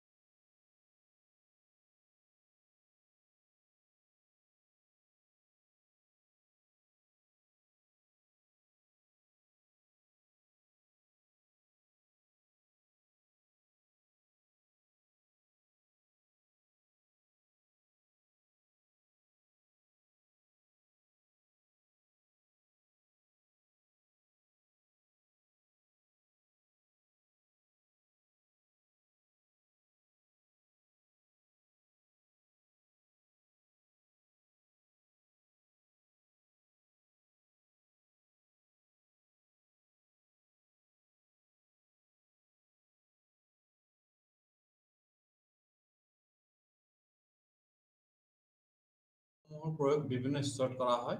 ক্ষুদ্ৰ স্তৰৰ উদ্ভাৱনৰ প্ৰয়োগ আৰু বৃহৎ স্তৰৰ উদ্ভাৱনৰ প্ৰয়োগ। ক্ষুদ্ৰ স্তৰৰ উদ্ভাৱনৰ প্ৰয়োগসমূহ বিশেষ এখন শিক্ষানুষ্ঠান, বিশেষ এটা অঞ্চল, সেই বিশেষ অনুষ্ঠান বা বিশেষ অঞ্চলৰ মাজত ইয়াৰ উদ্ভাৱনসমূহ জড়িত হৈ থাকে বা নিহিত হৈ থাকে।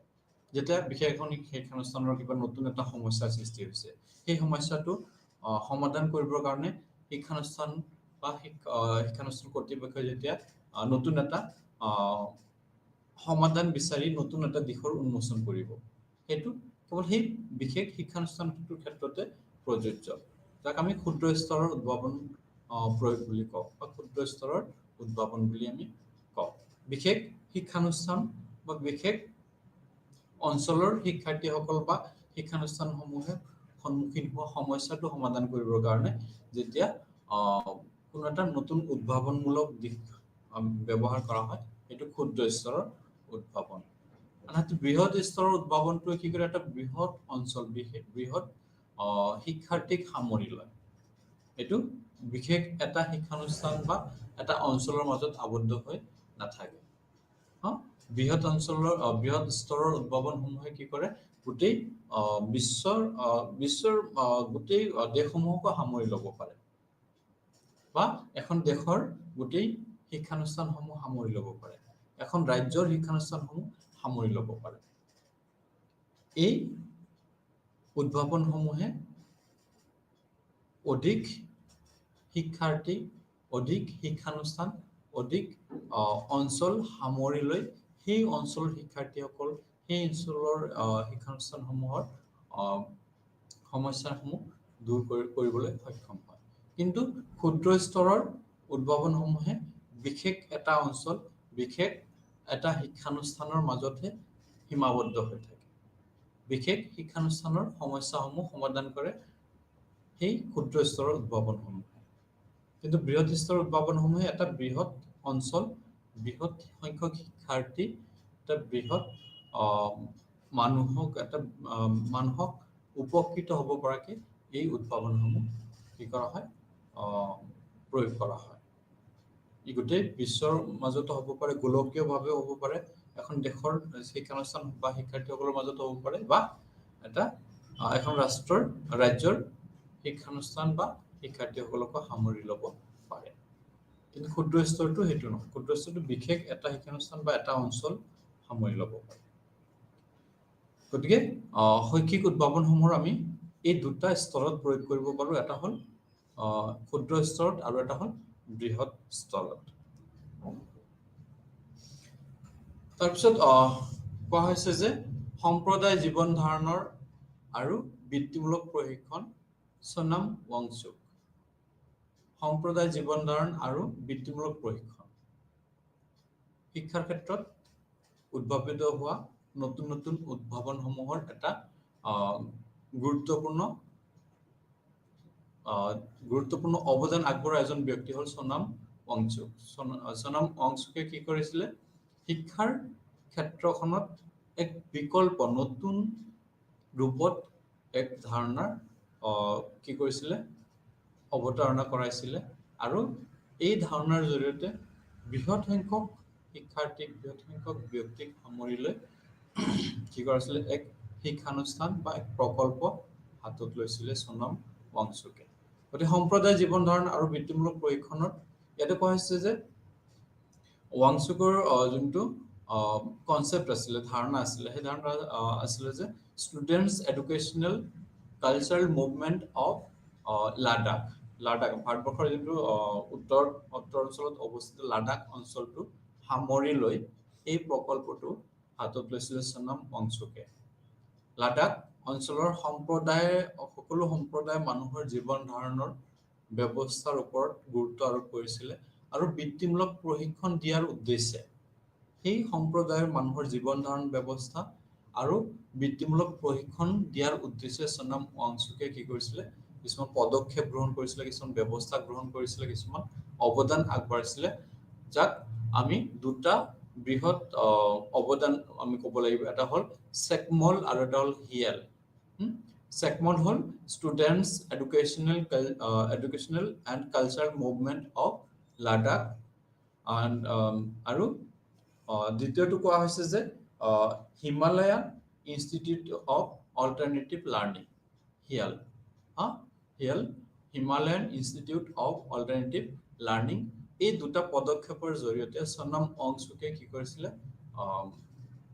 পিছপৰা শ্ৰেণী ভিতৰুৱা অঞ্চলৰ ল'ৰা ছোৱালী বা তেনেকুৱা ধৰণৰ বৃহৎ সংখ্যক সেই শিক্ষাৰ্থীসকলক সামৰি লৈ এই প্ৰকল্পটো কি কৰিছিলে আগবঢ়াই লৈছিলে গতিকে সম্প্ৰদায় সেই লাডাখ অঞ্চলৰ সম্প্ৰদায়ৰ মানুহৰ জীৱন ধাৰণৰ ওপৰত সোনম ৱাংচুকে কি কৰিছিলে বিভিন্ন দিশসমূহ বিশ্লেষণ কৰিছিলে অধ্যয়ন কৰিছিলে আৰু যিখিনি চেলেঞ্জেছ আছিল যিখিনি প্ৰত্যাহ্বান আছিল সেই প্ৰত্যাহ্বানসমূহৰ আধাৰতে কি কৰে এক শিক্ষা ব্যৱস্থাৰ পাতনি মেলে আৰু সেই শিক্ষা ব্যৱস্থাটোৰ দুটা বৃহৎ অৱদান হ'ল এটা হ'ল SECMOL Students Educational and Cultural Movement of Ladakh আৰু দ্বিতীয়টো হ'ল Himalayan Institute of Alternative Learning এই দুটা পদক্ষেপে সোনম ৱাংচুকক কি কৰে এগৰাকী বৃহৎ অৱদান আগবঢ়োৱা ব্যক্তি হিচাপে পৰিগণিত কৰায় উত্তৰ ভাৰতৰ বিশেষকৈ লাডাখ অঞ্চলত এই পদক্ষেপ লোৱা হয় মই ইতিমধ্যে ক'লো যে উত্তৰ ভাৰতৰ বিশেষকৈ লাডাখ অঞ্চলত কি কৰা হয় এই পদক্ষেপ গ্ৰহণ কৰে সোনম ৱাংচুকে লাডাখ অঞ্চলৰ বিভিন্ন সম্প্ৰদায়ৰ শৈক্ষিক প্ৰত্যাহ্বানৰ আধাৰত এই পদক্ষেপ গ্ৰহণ কৰা হয় লাডাখ অঞ্চলৰ বিভিন্ন সম্প্ৰদায়ৰ যিখিনি তাতে মানুহ বসবাস কৰে সেই মানুহখিনিৰ যিখিনি শৈক্ষিক প্ৰত্যাহ্বান শিক্ষাৰ লগত জড়িত প্ৰত্যাহ্বানসমূহ সেই প্ৰত্যাহ্বানসমূহ ভালদৰে কি কৰিছিলে অনুভৱ কৰিছিলে সোনম ৱাংচুকে আৰু অনুভৱ কৰি উঠিয়ে সেই সমস্যাসমূহ বা শৈক্ষিক যিখিনি সমস্যা তাতে চলি আছে বা সম্প্ৰদায়ৰ মানুহখিনি যিখিনি শৈক্ষিক প্ৰত্যাহ্বান পাই আছে সেইখিনিক দূৰ কৰাৰ উদ্দেশ্যে পদক্ষেপ গ্ৰহণ কৰিছিলে আৰু সেই দুটা পদক্ষেপৰ জৰিয়তে কামখিনি কৰিছিলে সোনম ৱাংচুকে তো প্ৰথমে কোৱা হৈছে যে সেই লাডাখ অঞ্চলৰ শৈক্ষিক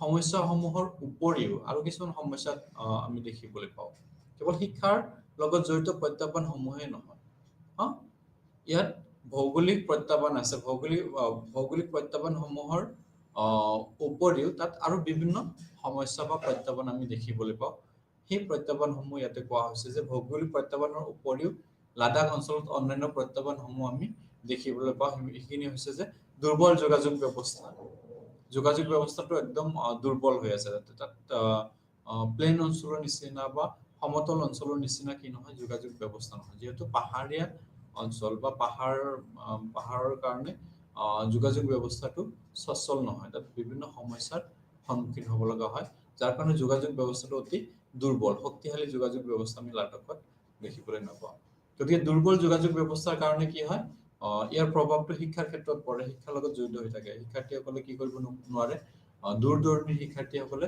শিক্ষানুষ্ঠানত যাব নোৱাৰে যোগাযোগ ব্যৱস্থা দুৰ্বল হোৱাৰ কাৰণে উন্নত যোগাযোগ ব্যৱস্থা নথকাৰ কাৰণে গতিকে দুৰ্বল যোগাযোগ ব্যৱস্থা লাডাখ অঞ্চলৰ অন্যতম এক প্ৰত্যাহ্বান শিক্ষাৰ মাধ্যমৰ সমস্যা শিক্ষাৰ মাধ্যমৰ সমস্যাটো এটা ডাঙৰ সমস্যা তাত দেখিবলৈ পোৱা যায় তাত কোৱা হৈছে কি যে লাডাখ অঞ্চলত শিক্ষাৰ মাধ্যমটো এটা ডাঙৰ সমস্যা হিচাপে এইকাৰণে কোৱা হৈছে যে বৃহৎ সংখ্যক শিক্ষাৰ্থীয়ে শিক্ষাৰ যোনটো মাধ্যম বিশেষকৈ উৰ্দু বা তেনেকুৱা ধৰণৰ মাধ্যম ইংৰাজী তাতে মাধ্যম হোৱাৰ কাৰণে পিছত গৈ কি কৰিব নোৱাৰে সিহঁতে শিক্ষাৰ ক্ষেত্ৰখনৰ সৈতে যোগাযোগ কৰি নিজকে ৱেল বেলেঞ্চ কৰিব নোৱাৰে বা ভাৰসাম্য বজাই ৰাখিব নোৱাৰে মাধ্যমটো এটা ডাঙৰ সমস্যা শিক্ষাৰ মাধ্যমটো এটা লাডাখ অঞ্চলত ডাঙৰ সমস্যা তাত শিক্ষাৰ মাধ্যমৰ কাৰণে বহুতো শিক্ষাৰ্থীয়ে কি কৰিব লগা হয় আধাতে শিক্ষা এৰি দিব লগা হয় গতিকে সেইটো এটা তাৰপিছত ইয়াতে আৰু এটা কথা কোৱা হৈছে কি যে ক্লাছ 8 লৈকে তাতে ইংলিছ লেংগুৱেজত ইয়াতে পঢ়িব লগা হয় আৰু তাৰপিছত 9-10ত ইয়াতে কি কৰে লাডাখ লেংগুৱেজটো 9-10ত তাতে ইন্ট্ৰডিউচ কৰা হয় লাডাখ অঞ্চলৰ যিটো মাতৃভাষা সেইটো 19ৰ পৰাহে শিক্ষাৰ্থীসকলক শিকিবলৈ দিয়া হয়। সেইটো এটা মাধ্যম সমস্যা, এটা ডাঙৰ সমস্যা, তাত শিক্ষাৰ ওপৰত ইয়াৰ নেতিবাচক প্ৰভাৱ পৰে। অপৰিচিত উদাহৰণ, কিতাপত যিখিনি উদাহৰণ দিয়া আছে সেই উদাহৰণসমূহ অপৰিচিত, শিক্ষাৰ্থীসকলে তাৰ পৰা উপকৃত নহয়। উদাহৰণটো যদি অপৰিচিত হয়, শিক্ষাৰ্থীসকলে তাৰ পৰা উপকৃত নহয়। উদাহৰণসমূহ, কিতাপত দিয়া উদাহৰণসমূহ আমি সাধাৰণতে কিহৰ কাৰণে ব্যৱহাৰ কৰোঁ? শিক্ষাৰ্থীসকলে সহজভাৱে তাক বুজি পাব বুলি আমি ব্যৱহাৰ কৰোঁ। কিন্তু যদি সেই উদাহৰণটো অপৰিচিত হয়, সেই উদাহৰণটো যদি শিক্ষাৰ্থীসকলক আকৰ্ষণ কৰিব নোৱাৰে, তেতিয়াহ'লে সেই উদাহৰণৰ কোনো মিনিং নাথাকে, অৰ্থ নাথাকে।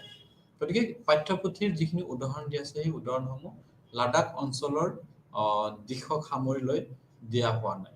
অপৰিচিতভাৱে তাক উপস্থাপন কৰা হৈছে বা সেই উদাহৰণসমূহ দিয়া হৈছে। তাৰপিছত কোৱা হৈছে যে প্ৰশিক্ষণপ্ৰাপ্ত শিক্ষকৰ অপৰ্যাপ্ততা। প্ৰশিক্ষণপ্ৰাপ্ত শিক্ষকসমূহ পৰ্যাপ্ত নহয়। তাত যিখিনি শিক্ষক আছে সেই শিক্ষকসমূহ প্ৰশিক্ষণপ্ৰাপ্ত নাছিলে, যাৰ কাৰণে শিক্ষাৰ গুণগত মানদণ্ডটো উন্নত নাছিলে, নিম্নমুখী আছিলে। যেতিয়া শিক্ষকজন প্ৰশিক্ষণপ্ৰাপ্ত নহ'ব, শিক্ষকজন প্ৰশিক্ষণপ্ৰাপ্ত নোহোৱাৰ লগে লগে শিক্ষাৰ্থীসকলে তাৰ পৰা বিশেষ বেনিফিট লাভ কৰিব নোৱাৰে। গুণগত শিক্ষা শিক্ষকজনে প্ৰভাইড কৰিব নোৱাৰে, প্ৰদান কৰিব নোৱাৰে। গতিকে শিক্ষাৰ নতুন দিশ, নতুন ধাৰণাসমূহ শিক্ষাৰ ক্ষেত্ৰখনত প্ৰয়োগ কৰিবৰ কাৰণে শিক্ষকসকলে কি হ'ব লাগিব? প্ৰশিক্ষণপ্ৰাপ্ত হ'ব লাগিব। শিক্ষকসকলৰ প্ৰশিক্ষণৰ জৰিয়তে সেই নতুন নতুন দিশসমূহ শিক্ষাৰ ক্ষেত্ৰত প্ৰয়োগ কৰিব পৰা যায়। গতিকে শিক্ষকজন যদি প্ৰশিক্ষণপ্ৰাপ্ত নহয়, প্ৰশিক্ষণপ্ৰাপ্ত শিক্ষকৰ অভাৱেও কি কৰে? শৈক্ষিক সমস্যাৰ সৃষ্টি কৰে। তাৰপিছত কোৱা হৈছে দক্ষতা বিকাশত অপাৰগ। লাডাখ অঞ্চলৰ ল'ৰা-ছোৱালীক বিভিন্ন দক্ষতাসমূহ বিকাশ কৰিবৰ কাৰণে সেই শিক্ষা ব্যৱস্থাটো কি হোৱা নাছিলে? সমৰ্থ হোৱা নাছিল। পাঠ্যক্ৰমত দক্ষতা বিকাশৰ কাৰণে কোনো বিশেষ ব্যৱস্থা গ্ৰহণ কৰা হোৱা নাছিলে, যাৰ কাৰণে ইয়াক শৈক্ষিক সমস্যা দেখা দিছিলে। তাৰপিছত সম্প্ৰদায়ৰ অংশগ্ৰহণহীনতা। সম্প্ৰদায়ৰ কমিউনিটি, ওচৰৰ মানুহখিনি শিক্ষানুষ্ঠানৰ লগত বিশেষ সম্পৰ্ক কি নকৰে? বজাই নৰখাৰ কাৰণে এটা ডাঙৰ সমস্যাৰ সৃষ্টি হয়। যেতিয়া অভিভাৱক বা সম্প্ৰদায়ৰ মানুহখিনি শিক্ষানুষ্ঠানৰ লগত অংশগ্ৰহণ নকৰে, বিভিন্ন কাৰ্যসূচী বিভিন্ন সময়ত যেতিয়া অংশগ্ৰহণ নকৰিব, তেতিয়াহ'লে নকৰাৰ ফলত সেই শিক্ষানুষ্ঠানটো বা সেই বিশেষ অনুষ্ঠানটো কি কৰিব নোৱাৰে? সফলতা লাভ কৰিব নোৱাৰে। যেতিয়া জনসাধাৰণৰ পৰা বা সম্প্ৰদায়ৰ পৰা কি নাপায়? উৎসাহ উদ্দীপনা নাপায়, সঁহাৰি নাপায়। গতিকে লাডাখ অঞ্চলত সেইটো দেখা হৈছে যে সম্প্ৰদায়ৰ মানুহখিনিৰ অংশগ্ৰহণহীনতা বহুত বেছি আছিলে, অংশগ্ৰহণ কৰিব নোখোজে, যাৰ কাৰণে সমস্যাসমূহ সমাধান হোৱাত বিভিন্ন প্ৰত্যাহ্বানৰ সৃষ্টি হয়। গতিকে এই প্ৰত্যাহ্বানসমূহ, যিখিনি প্ৰত্যাহ্বান কোৱা হ'ল, যে ভৌগোলিক প্ৰত্যাহ্বান এটা আছে, তাতে তাৰ উপৰি দুৰ্বল যোগাযোগ ব্যৱস্থা, শিক্ষাৰ মাধ্যম সমস্যা, অপৰিচিত উদাহৰণ, প্ৰশিক্ষণপ্ৰাপ্ত শিক্ষকৰ অপৰ্যাপ্ততা, দক্ষতা বিকাশত অপাৰগতা, সম্প্ৰদায়ৰ অংশগ্ৰহণহীনতা, এই প্ৰত্যাহ্বানসমূহৰ বাবেই চেকমল পদক্ষেপ লোৱা হয়। মই অলপ আগতে যোনটো ক'লো যে ৱাংচুক কি কৰিছিলে? এই পদক্ষেপ লৈছিলে। গতিকে ৱাংচুকৰ পদক্ষেপ আছিলে এই প্ৰত্যাহ্বানসমূহ দূৰ কৰাৰ উদ্দেশ্যে। প্ৰত্যাহ্বানসমূহৰ বাবে এই প্ৰত্যাহ্বানসমূহ নাইকিয়া কৰিবৰ বাবে SECMOL, Students Educational and Cultural Movement of Ladakh, এই প্ৰকল্পটো কি হয়? গ্ৰহণ কৰা বা এই পদক্ষেপটো গ্ৰহণ কৰা হয়।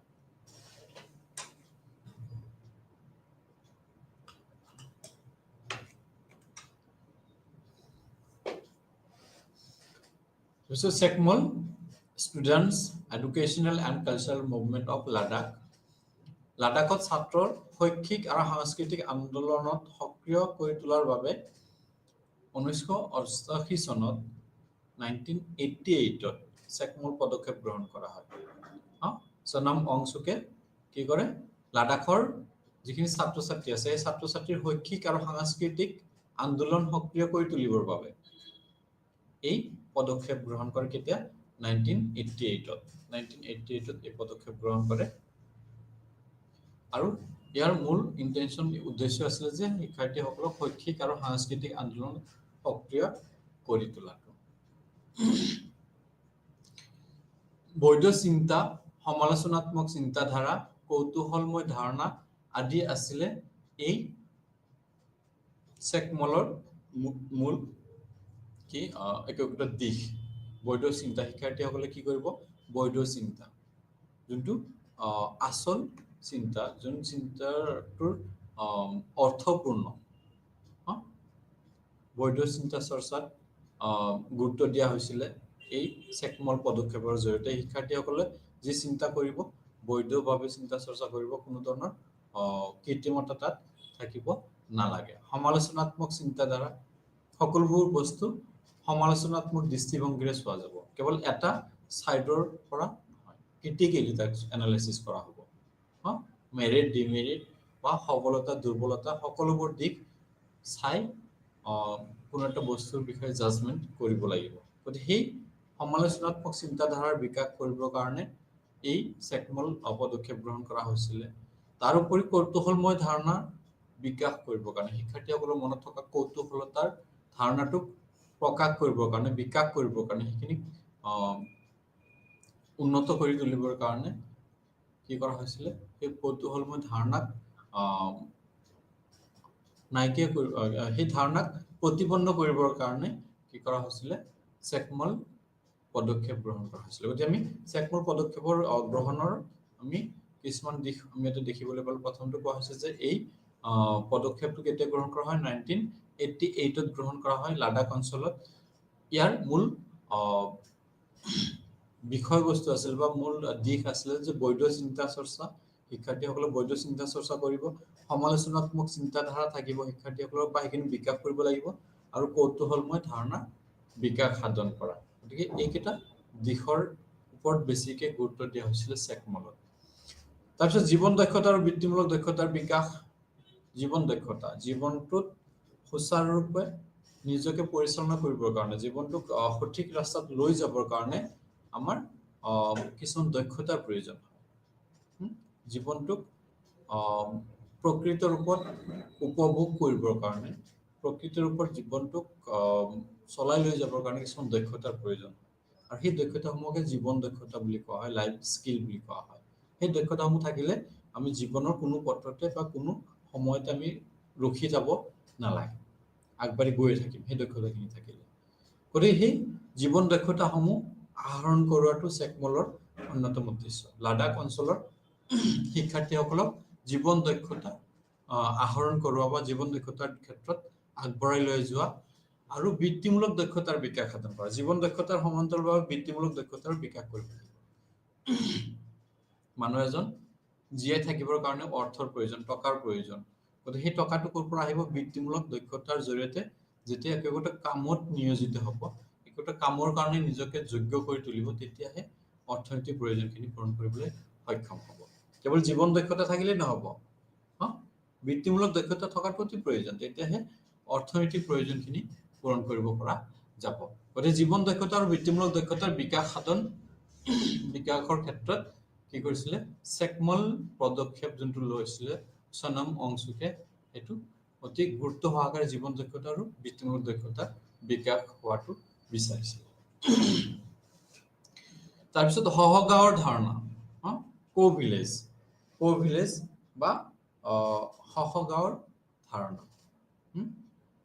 ইয়াতে কোৱা হৈছে যে শিক্ষাৰ্থীসকলে কি কৰিব? একোটা কো-ভিলেজ বা ইক'-ভিলেজৰ আধাৰত, সহাৱস্থানৰ ওপৰত ভিত্তি কৰি সকলো শিক্ষাৰ্থীসকলৰ মাজত এক পৰিস্থিতিতান্ত্ৰিক ধাৰণাৰ আধাৰত কি কৰা হ'ব? গাঁওখন সৃষ্টি কৰা হ'ব। গাঁওখনত কোনো ধৰণৰ কৃত্ৰিমতা থাকিব নালাগে। প্ৰত্যেকজন ব্যক্তিয়ে এজনে আনজনৰ ওপৰত কি হৈ থাকিব? নিৰ্ভৰশীল হৈ থাকিব।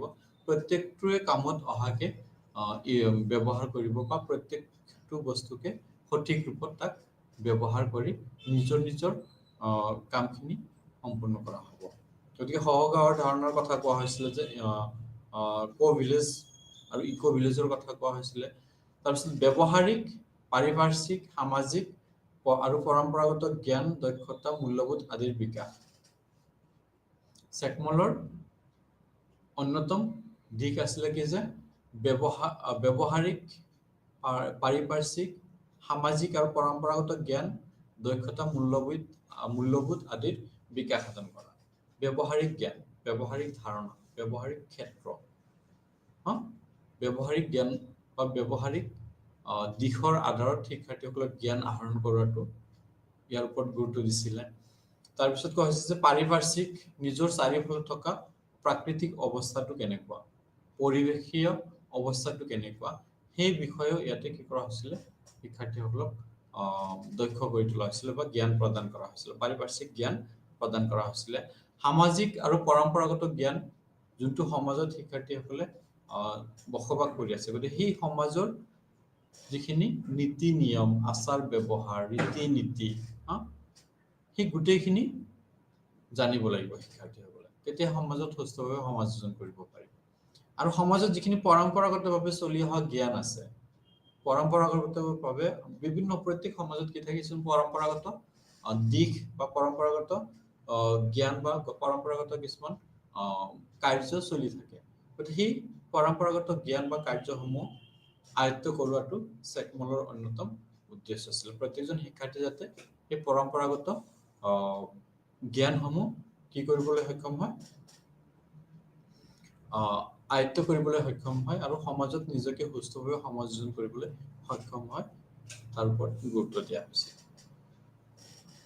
ইয়াৰ উপৰি কোৱা হৈছে যে দক্ষতা মূল্যবোধ আদিৰ বিকাশ কৰা দক্ষতাৰ বিকাশ কৰিব লাগিব আমি আগতে পালো যে জীৱন দক্ষতা আৰু বৃত্তিমূলক দক্ষতা সেই দক্ষতাৰ উপৰিও বিভিন্ন পৰিস্থিতিত আমাক যিমানখিনি দক্ষতাৰ প্ৰয়োজন হয় সেই দক্ষতাসমূহ বিকাশ সাধন কৰাৰ ওপৰত ইয়াতে গুৰুত্ব দিয়া হৈছে মূল্যবোধ আদিৰ বিকাশ সাধন কৰা মূল্যবোধৰ বিকাশ সাধনৰ কথা কোৱা হৈছে যে আমি সঠিক ৰূপত সঠিকভাৱে নিজকে পৰিচালনা কৰিবৰ কাৰণে আমি কিছুমান মূল্যবোধৰ আধাৰত নিজকে পৰিচালনা কৰিব লাগিব মূল্যবোধে আমাক কি কৰে জীৱন ধাৰণৰ মানদণ্ড অধিক উন্নতকামী কৰি তোলে বা উন্নতমুখী কৰি তোলে গতিকে সেই মূল্যবোধসমূহ সমাজত যিখিনি ভেলিউজ আছে যিখিনি মূল্যবোধ আছে প্ৰত্যেক সমাজত কিছুমান ভেলিউজ থাকে কিছুমান মূল্যবোধ থাকে গতিকে সেই মূল্যবোধসমূহ বিকাশ কৰি তোলাটো চেকমলৰ অন্যতম উদ্দেশ্য আছিলে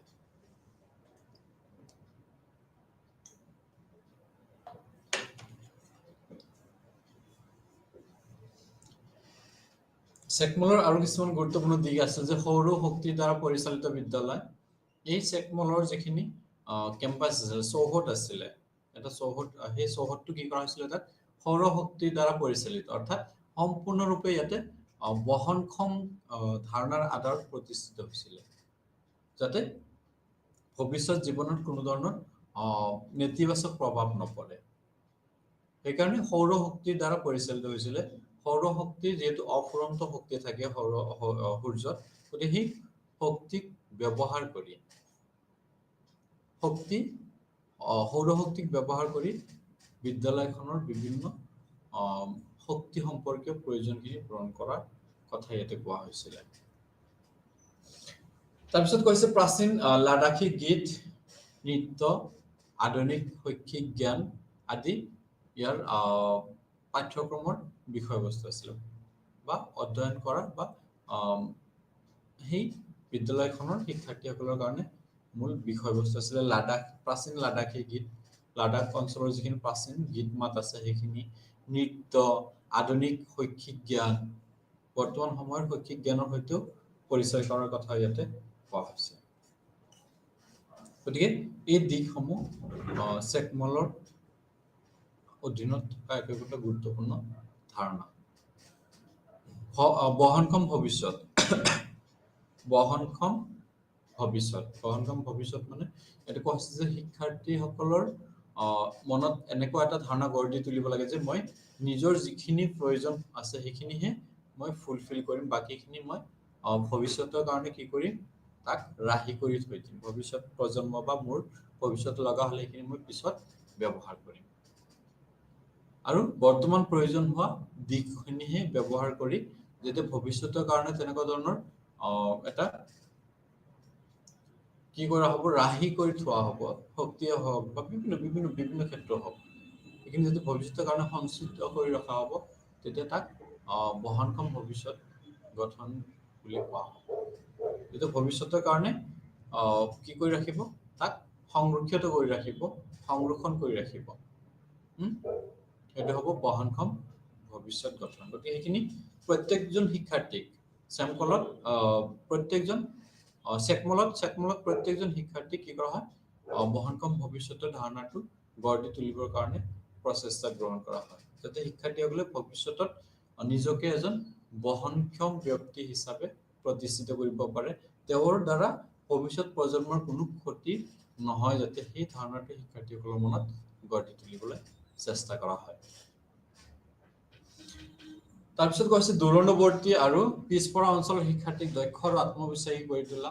চেকমলৰ অন্যতম উদ্দেশ্য আছিলে কি যে দূৰৱৰ্তী, একদম দূৰ দূৰণিৰ যিখিনি ল'ৰা ছোৱালী আছে আৰু পিছপৰা অঞ্চলৰ শিক্ষাৰ্থীক দক্ষ আৰু আত্মবিশ্বাসী কৰি তোলা। সেই দূৰ দূৰণিৰ শিক্ষাৰ্থীসকল, পিছপৰা শ্ৰেণীৰ বা পিছপৰা সম্প্ৰদায় বা পিছপৰা অঞ্চলৰ ল'ৰা ছোৱালীসকল যিসকলে কি কৰিব পৰা নাই, উচ্চ মানদণ্ড সম্পন্ন শিক্ষা লাভ কৰিব পৰা নাই, গতিকে সেই শিক্ষাৰ্থীসকলক দক্ষ কৰি তোলা, সেই শিক্ষাৰ্থীসকলক আত্মবিশ্বাসী কৰি তোলা চেকমলৰ অন্যতম উদ্দেশ্য আছিলে। চেকমলৰ জৰিয়তে কি কৰিছিল, শিক্ষাৰ্থীসকলৰ ভৱিষ্যত সুনিশ্চিত কৰিবৰ কাৰণে প্ৰয়াস কৰা হৈছিলে। তাৰ কাৰণে সমানভাৱে পদক্ষেপ লোৱা হৈছিলে। দূৰৱৰ্তী অঞ্চলৰ ল'ৰা ছোৱালীখিনিক আগবঢ়াই লৈ যাবৰ কাৰণে পদক্ষেপ গ্ৰহণ কৰিছিলে, পিছপৰা অঞ্চলৰ ল'ৰা ছোৱালীখিনিক আগবঢ়াই লৈ যাবৰ কাৰণে পদক্ষেপ গ্ৰহণ কৰিছিলে। সেই ল'ৰা ছোৱালীখিনিক দক্ষ আৰু আত্মবিশ্বাসী কৰি তোলাৰ কাৰণে বিভিন্ন পদক্ষেপ চেকমলত গ্ৰহণ কৰা হৈছিল। তাৰপিছত কৈছে চেকমলৰ উল্লেখনীয় প্ৰাপ্তিসমূহ। চেকমলৰ উল্লেখনীয় প্ৰাপ্তি, চেকমলে কি কি দিশত প্ৰাপ্তি লাভ কৰিলে, চেকমলৰ ধাৰণাটোৰ প্ৰাপ্তি কি, ইয়াৰ পৰা কি কি উপকৃত লাডাখবাসীয়ে হৈছে বা অঞ্চলবাসীয়ে হৈছে বা সম্প্ৰদায়টোৱে হৈছে বা শিক্ষাৰ্থীসকলে লাভ কৰিবলৈ সক্ষম হৈছে, বা সেই চেকমল নামৰ সংস্থাটোৱে বা সংগঠনটোৱে কিমানখিনি প্ৰাপ্তি লাভ কৰিবলৈ সক্ষম হৈছে, সেই বিষয়ে ইয়াতে কিছুমান দিশ দাঙি ধৰা হৈছে। প্ৰথমে কৈছে বিশেষভাৱে উপযুক্ত বৃত্তিমূলক বিষয়ৰ দক্ষতা বৃদ্ধি। বিশেষভাৱে উপযুক্ত বৃত্তিমূলক বিষয়, যোনটো অঞ্চলত যোনটো বৃত্তিমূলক বিষয়ৰ প্ৰয়োজন, সেইটো হ'ল উপযুক্তমূলক বৃত্তিমূলক বিষয়। কোনোবা এটা অঞ্চল য'ত কৃষি কাৰ্যৰ কাৰণে বেছি উপযোগী, যদি তাত কৃষি কাৰ্যৰ সম্পৰ্কে বৃত্তিমূলক দক্ষতা বিকাশ কৰিব। কোনোবা এটা অঞ্চল য'ত কৃষি কাৰ্যৰ কাৰণে উপযোগী নহয়, তাত বেলেগ বৃত্তিমূলক বিষয়ৰ দক্ষতা বৃদ্ধি কৰা হ'ব। সেইকাৰণে ইয়াতে কৈছে বিশেষভাৱে উপযুক্ত বৃত্তিমূলক বিষয়ৰ দক্ষতা বৃদ্ধি। উপযুক্ত শিক্ষাৰ্থীসকলৰ দক্ষতা, শিক্ষাৰ্থীসকলৰ ক্ষমতা, অঞ্চলৰ প্ৰয়োজন, সমাজৰ দাবী, এই গোটেইখিনি বিবেচনা কৰি বৃত্তিমূলক বিষয়ৰ দিশটো নিৰ্ধাৰণ কৰা হয় আৰু সেই হিচাপত দক্ষতাসমূহ বিকাশ কৰি তোলা হয়। তাৰপিছত কোৱা হৈছে যে বৃত্তিমূলক পাঠ্যক্ৰমৰ বাবে শিক্ষকক কি কৰা, নিয়োগ কৰা। বৃত্তিমূলক পাঠ্যক্ৰমৰ বাবে শিক্ষকক নিয়োগ কৰা। বৃত্তিমূলক পাঠ্যক্ৰমটো আৰম্ভ কৰিব যাওঁতে তাত শিক্ষকৰ প্ৰয়োজন হয়। বহুত এনেকুৱা ধৰণৰ শিক্ষানুষ্ঠান আছে য'ত বৃত্তিমূলক পাঠ্যক্ৰমসমূহ আছে, বিষয়সমূহ আছে, কিন্তু শিক্ষক নথকাৰ কাৰণে সেই পাঠ্যক্ৰমসমূহ কি নহয়, শিক্ষাৰ্থীসকলৰ মাজত লৈ যাব পৰা নাযায়, শিক্ষক নথকাৰ কাৰণে। গতিকে বৃত্তিমূলক পাঠ্যক্ৰমৰ বাবে এজন বিশেষ শিক্ষকৰ প্ৰয়োজন হ'ব, যোনজন শিক্ষকে বৃত্তিমূলক দিশটো বিশ্লেষণ কৰিব, বৃত্তিমূলক দিশসমূহক সুন্দৰ ৰূপত উপস্থাপন কৰিব পাৰিব। সেই বৃত্তিমূলক দিশখিনি এজন অভিজ্ঞ ব্যক্তি বা বৃত্তিৰ ক্ষেত্ৰৰ লগত জড়িত ব্যক্তি যিমান সুন্দৰকৈ উপস্থাপন কৰিব পাৰিব, সাধাৰণ এজন শিক্ষকে সেইখিনি কৰিব নোৱাৰে। তাৰ কাৰণে বৃত্তিমূলক পাঠ্যক্ৰমৰ বাবে শিক্ষকক বিশেষ প্ৰশিক্ষণৰ কথা ইয়াতে কোৱা হৈছিলে, শিক্ষকসকলক বিশেষ সুযোগ সুবিধা প্ৰদানৰ কথা ইয়াতে কোৱা হৈছিলে, বা আৰু শিক্ষকক পৰ্যাপ্ত পৰিমাণে নিয়োগ কৰাৰ কথা কোৱা হৈছিলে। তাৰপিছত প্ৰশিক্ষণপ্ৰাপ্ত কৰি তোলাত গুৰুত্ব প্ৰদান কৰা, শিক্ষকসকলক প্ৰশিক্ষণপ্ৰাপ্ত কৰি তোলাত গুৰুত্ব প্ৰদান কৰা।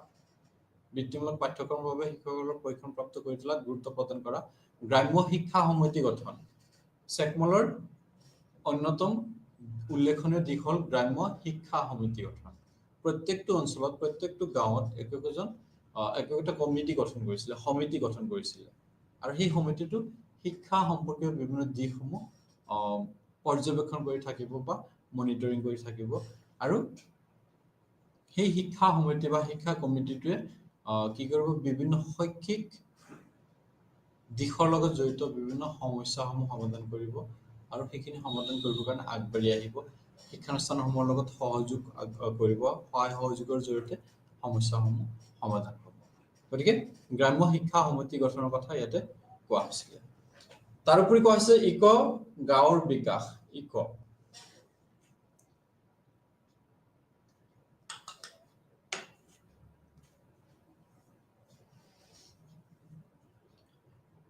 পৰিস্থিতিতান্ত্ৰিক গাঁৱৰ পৰিস্থিতিতন্ত্ৰৰ আধাৰত অৰ্থাৎ প্ৰত্যেকটো জীৱ জন্তু এটা আনটোৰ ওপৰত নিৰ্ভৰশীল গতিকে সেই ধাৰণাৰ আধাৰত গাঁওখন বিকাশ কৰি তুলিব লাগিব গাঁৱৰ প্ৰত্যেকটো জীৱ জন্তু প্ৰত্যেকটো অংশৰ লগত মানুহৰ আৰু অন্যান্য জীৱ জন্তুৰ সম্পৰ্ক আছে ই এটা ইক'চিষ্টেম গঢ়ি তুলিছে গতিকে গাঁৱত সেই ধাৰণাটো কি কৰি তুলিব লাগিব বিকাশ কৰি তুলিব লাগিব যে প্ৰত্যেকটো অঞ্চলত থকা প্ৰত্যেকটো জীৱে এজন আনজনৰ কাৰণে কি উপকাৰী সেই ধাৰণাটোৰ আধাৰত কি কৰা হৈছে গাঁও বিকাশৰ কথা কোৱা হৈছিল প্ৰত্যেকখন গাঁৱত সকলোবোৰ জীৱ জন্তু সমান অধিকাৰলৈ সমানভাৱে জীয়াই থাকিব আৰু গাঁওসমূহত সেই ধাৰণাটোক অনুশীলন কৰিব প্ৰেক্টিচ কৰিবৰ কাৰণে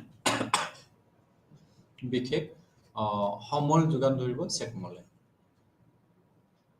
তাৰপিছত কৈছে শিক্ষাৰ্থীৰ অংশগ্ৰহণ বৃদ্ধি চেকমলৰ উল্লেখনীয় এটা প্ৰাপ্তি হ'ল কি যে ইয়াৰ ফলত যেহেতু বৃত্তিমূলক বিষয়ৰ কথা কোৱা হৈছে বাস্তৱ জীৱনৰ লগত সম্পৰ্কিত বিভিন্ন বিষয়ৰ কথা কোৱা হৈছে লাইফ স্কিলৰ কথা কোৱা হৈছে গতিকে এইবিলাকৰ ফলত কি হয় শিক্ষাৰ্থীৰ অংশগ্ৰহণ শিক্ষানুষ্ঠানত বৃদ্ধি হ'বলৈ ধৰে গতিকে এইটো ইয়াৰ এটা উল্লেখনীয় প্ৰাপ্তি চেকমলৰ উল্লেখনীয় অন্যতম প্ৰাপ্তি হৈছে কি যে শিক্ষাৰ্থীসকলৰ অংশগ্ৰহণ বৃদ্ধি অৰ্থাৎ শিক্ষানুষ্ঠানত যেতিয়া শিক্ষাৰ্থীসকলে নামভৰ্তি কৰে সেইটো দিনক দিনে বৃদ্ধি হ'বলৈ ধৰে চেকমল আহাৰ পিছৰে পৰা গতিকে সেইটো এটা ডাঙৰ প্ৰাপ্তি গতিকে আমি চেকমলৰ বিষয়ে আলোচনা কৰিলো ইয়াতে আৰু এটা গুৰুত্বপূৰ্ণ পদক্ষেপ গ্ৰহণ কৰিছিলে সনম অংশুকে সেইটো হ'ল Himalayan Institute of Alternative learning Himalayan institution of Alternative Learning এই পদক্ষেপৰ জৰিয়তে এই ইনষ্টিটিউশ্যনটোৰ জৰিয়তে কি কৰা হৈছিল বিশেষ কিছুমান ব্যৱস্থা কৰা হৈছিলে আৰু এই অনুষ্ঠানটো বিশ্ববিদ্যালয় পৰ্যায়ৰ বা বিশ্ববিদ্যালয় লেভেলৰ আছিলে উচ্চ মানৰ আছিলে উচ্চ মানসম্পন্ন উচ্চ শিক্ষাৰ্থীসকলৰ উচ্চ দক্ষতাসমূহ বৃদ্ধি কৰিবৰ কাৰণে এই অনুষ্ঠানটো স্থাপন কৰা হৈছিল অংশুকৰ নৱ পদক্ষেপ হ'ল যি এক দক্ষতা ভিত্তিক বিশ্ববিদ্যালয় হিচাপে চিহ্নিত হৈছে দক্ষতা ভিত্তিক বিশ্ববিদ্যালয় বিভিন্ন দক্ষতাসমূহ ইয়াতে বিকাশ কৰাৰ কথা কোৱা হৈছে এই শিক্ষানুষ্ঠানত অভিজ্ঞতা ভিত্তিক শিক্ষণ আৰু জ্ঞানৰ ব্যৱহাৰিক প্ৰায়োগিকতাত উৎসাহিত কৰা হয় ইয়াতে কোৱা হৈছে যে শিক্ষানুষ্ঠানত অভিজ্ঞতা ভিত্তিক শিক্ষাৰ্থীসকলে যি শিকিব পোনপটীয়া অভিজ্ঞতাৰ জৰিয়তে শিকিব তাত্ত্বিক বিষয়ৰ ওপৰত ইয়াতে গুৰুত্ব দিয়া হোৱা নাছিল যিমানখিনি জ্ঞান আহৰণ কৰিব অভিজ্ঞতাৰ জৰিয়তে বাস্তৱ অভিজ্ঞতাৰ আধাৰত সেই জ্ঞান আহৰণ কৰিব আৰু যি জ্ঞান আহৰণ কৰিলে সেই জ্ঞানখিনি প্ৰায়োগিক বা ব্যৱহাৰিক ক্ষেত্ৰত তাক প্ৰয়োগ কৰিব মই যিখিনি জ্ঞান লাভ কৰিছো সেই জ্ঞানটো যদি মই প্ৰয়োগ কৰিব নোৱাৰো ব্যৱহাৰ কৰিব নোৱাৰো ৰিয়েল লাইফ সিচুৱেচন যদি তাক এপ্লাই কৰিব নোৱাৰো তেতিয়াহ'লে সেই জ্ঞানৰ কোনো মূল্য নাথাকে গতিকে ইয়াতে কোৱা হৈছে যে জ্ঞানৰ ব্যৱহাৰিক প্ৰায়োগিকতাত উৎসাহিত কৰা বিভিন্ন সময়ত যেতিয়া জ্ঞানৰ প্ৰয়োজন হয় জ্ঞানৰ সেই বিভিন্ন পৰিস্থিতিৰ লগত কি কৰিবৰ কাৰণে সমাযোজন কৰিবৰ কাৰণে যিখিনি জ্ঞানৰ প্ৰয়োজন হয় সেইখিনি আমি সঠিক ৰূপত তাক ব্যৱহাৰ কৰিব লাগিব তাক কাৰ্যকৰী ৰূপত তাক আমি প্ৰয়োগ কৰিব লাগিব আমি বিভিন্ন বিষয়ৰ ওপৰত জ্ঞান আহৰণ কৰিছোঁ যদি আমি তাক বিপদত আমি তাক প্ৰয়োগ কৰিব নোৱাৰোঁ যেতিয়া প্ৰয়োজন হয় তাক সেইখিনি সময়ত যদি প্ৰয়োগ কৰিব নোৱাৰোঁ তেতিয়াহ'লে সেই জ্ঞানৰ কোনো মূল্য নাথাকে সেই কথাটো ইয়াতে কোৱা হৈছে যে শিক্ষানুষ্ঠানত শিক্ষাৰ্থীসকল অভিজ্ঞতা ভিত্তিক শিক্ষণ দিব লাগিব যিয়ে শিক্ষাৰ্থীসকলৰ জ্ঞানৰ পৰিসৰটো শক্তিশালী কৰি তোলে দীৰ্ঘ সময়ৰ কাৰণে মনত ৰৈ যায় আৰু জ্ঞানৰ ব্যৱহাৰিক প্ৰায়োগিকতাত উৎসাহিত কৰিছে যি জ্ঞান আছে সেইখিনি প্ৰায়োগিক দিশত বা বিভিন্ন ক্ষেত্ৰত আমি তাক প্ৰয়োগ কৰিব লাগে এই অনুষ্ঠানে মূলত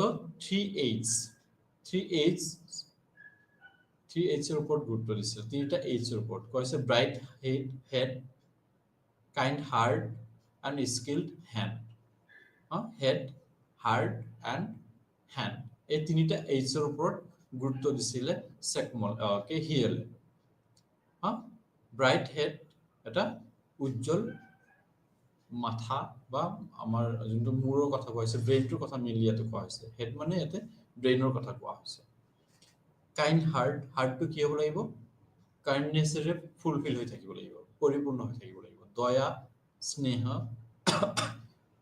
তেনেকুৱা ধৰণৰ দিশেৰে পৰিপূৰ্ণ হৈ থাকিব লাগিব আৰু স্কিল হ্যান্ড ইয়াতে কাম কৰিবৰ কাৰণে হাতটো স্কিলফুল কৰি তুলিব লাগিব নিজৰ হাতখনক একোটা বিশেষ কামৰ কাৰণে দক্ষ কৰি তুলিব লাগিব প্ৰথমে কৈছে হেড টু ব্ৰেইন বা হেড টু কি হ'ব ব্ৰাইট হ'ব এটা উজ্জ্বল ব্ৰেইনৰ কথা কৈছে কাইন্ড হাৰ্টৰ কথা কোৱা হৈছে যে প্ৰত্যেকজন শিক্ষাৰ্থীসকলক দয়ালু কৰি তোলা হ'ব দয়াবান কৰি তোলা হ'ব স্কিলড হ্যান্ড এটা দক্ষতাৰ আধাৰত বিশেষ দক্ষতাৰ আধাৰত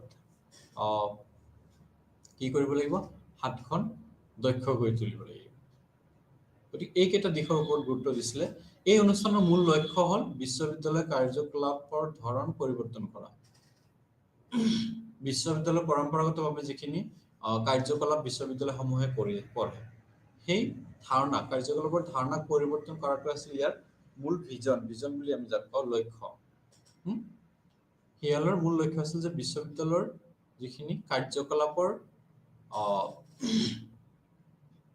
পৰিৱৰ্তন হৈছে যিখিনি কাৰ্যকলাপ সেই কাৰ্যকলাপখিনি নতুন ৰূপত উপস্থাপন কৰা পৰম্পৰাগতভাৱে চলি অহা কাৰ্যকলাপখিনিক নতুন ৰূপত উপস্থাপন কৰি শিক্ষাৰ্থীসকলৰ শিক্ষা গ্ৰহণ বা শিক্ষা আহৰণৰ দিশটোত সদায় নতুন অৰ্থাৎ পৰিৱৰ্তনকামী দিশৰ সূচনা কৰাটো হ'ল এই শিক্ষানুষ্ঠানৰ মূল লক্ষ্য তাৰপিছত কৈছে যে এই বিশ্ববিদ্যালয়ৰ মূল উদ্দেশ্য হ'ল কৰ্মৰ যোগেদি শিক্ষণ দলগত শিক্ষণ আৰু অভিজ্ঞ ব্যক্তিৰ দ্বাৰা নিৰ্দেশনাৰ সুবিধা প্ৰদান কৰা কৰ্মৰ যোগেদি শিক্ষা আমি প্ৰথমে পাইছিলো ব্যৱহাৰিক জ্ঞানৰ কথা কোৱা হৈছিল কামৰ জৰিয়তে শিক্ষা দিলে অভিজ্ঞতা ভিত্তিক শিক্ষণৰ কথা কোৱা হৈছিল গতিকে অভিজ্ঞতা ভিত্তিক শিক্ষণ কেতিয়া হ'ব যেতিয়া আমি কামৰ জৰিয়তে শিকিম কৰ্মৰ জৰিয়তে শিকিলেহে আমাৰ অভিজ্ঞতা ভিত্তিক শিক্ষণ কাৰ্য সম্পূৰ্ণ হ'ব যদি আমি কামৰ জৰিয়তে শিকিব নোৱাৰো তেতিয়া সেইটো তাত্ত্বিক হৈ যায় গতিকে তাত্ত্বিক শিক্ষণে মনত দীৰ্ঘস্থায়িত্ব লাভ কৰিব নোৱাৰে তাৰপিছত দলগত শিক্ষণ ইয়াতে দলগত শিক্ষণৰ কথা কোৱা হৈছে একেলগে এটা দল বা এটা গ্ৰুপত একেলগে শিকিব লাগে দলগত শিক্ষণে কি কৰে শিক্ষাৰ্থীসকলৰ মাজত এটা অঘোষিত প্ৰতিযোগিতা আনি দিয়ে আৰু দলগত শিক্ষণৰ বিভিন্ন অসুবিধাসমূহ দূৰ কৰিবলৈ সক্ষম হয় যেনেকৈ এটা বস্তু যদি কোনোবা এজন শিক্ষাৰ্থীয়ে কি কৰিব পৰা নাই ধাৰণাটো ক্লিয়াৰ কৰিব পৰা নাই দলগত শিক্ষণৰ জৰিয়তে সেই ধাৰণাটো বেলেগ এজনৰ হতুৱাই অতি কম সময়ৰ ভিতৰত ক্লিয়াৰ কৰি ল'ব পাৰি স্পষ্ট ধাৰণা লাভ কৰিব সক্ষম হয় দলগত শিক্ষণত আৰু অভিজ্ঞ ব্যক্তিৰ দ্বাৰা নিৰ্দেশনৰ সুবিধা ইয়াতে অভিজ্ঞ ব্যক্তিসকলৰ দ্বাৰা নিৰ্দেশনা দিয়াৰ কথা কোৱা হৈছিল নিৰ্দেশনা দিয়াৰ ক্ষেত্ৰত অভিজ্ঞ ব্যক্তিসকলক কি কৰা হ'ব ইয়াতে নিয়োগ কৰা হ'ব আৰু সেই তিনিটা সুবিধা প্ৰদান কৰাটো আছিল ইয়াৰ মূল উদ্দেশ্য কৰ্মৰ যোগেদি শিক্ষণ দলগত শিক্ষণ আৰু অভিজ্ঞ ব্যক্তিৰ দ্বাৰা নিৰ্দেশনা এই সুযোগ সুবিধাখিনি প্ৰদান কৰাটো আছিল এই বিশ্ববিদ্যালয়ৰ মূল উদ্দেশ্য এই বিশ্ববিদ্যালয়ৰ তিনিটা স্তম্ভৰ কথা কোৱা হৈছে যে বিশ্ববিদ্যালয়ৰ হিয়াল বা হিমালয়ান ইনষ্টিটিউট অফ অল্টাৰনেটিভ লাৰ্ণিঙত তিনিটা স্তম্ভৰ কথা কোৱা হৈছে কৰ্মৰ যোগেদি শিক্ষণ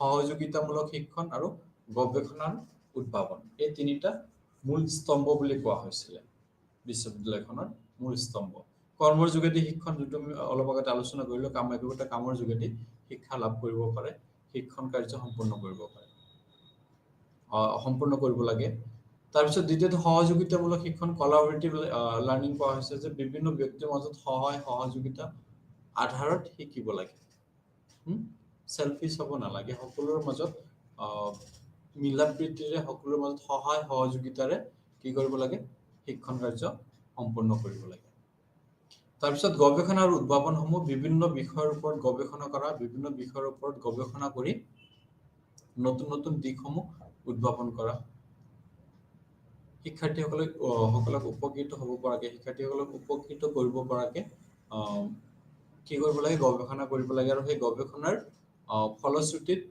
উদ্ভাৱিত হোৱা নতুন নতুন উদ্ভাৱনসমূহ প্ৰয়োগ কৰিব লাগে গতিকে গৱেষণা আৰু উদ্ভাৱন ইয়াৰ ভিতৰত থকা অন্যতম দিশ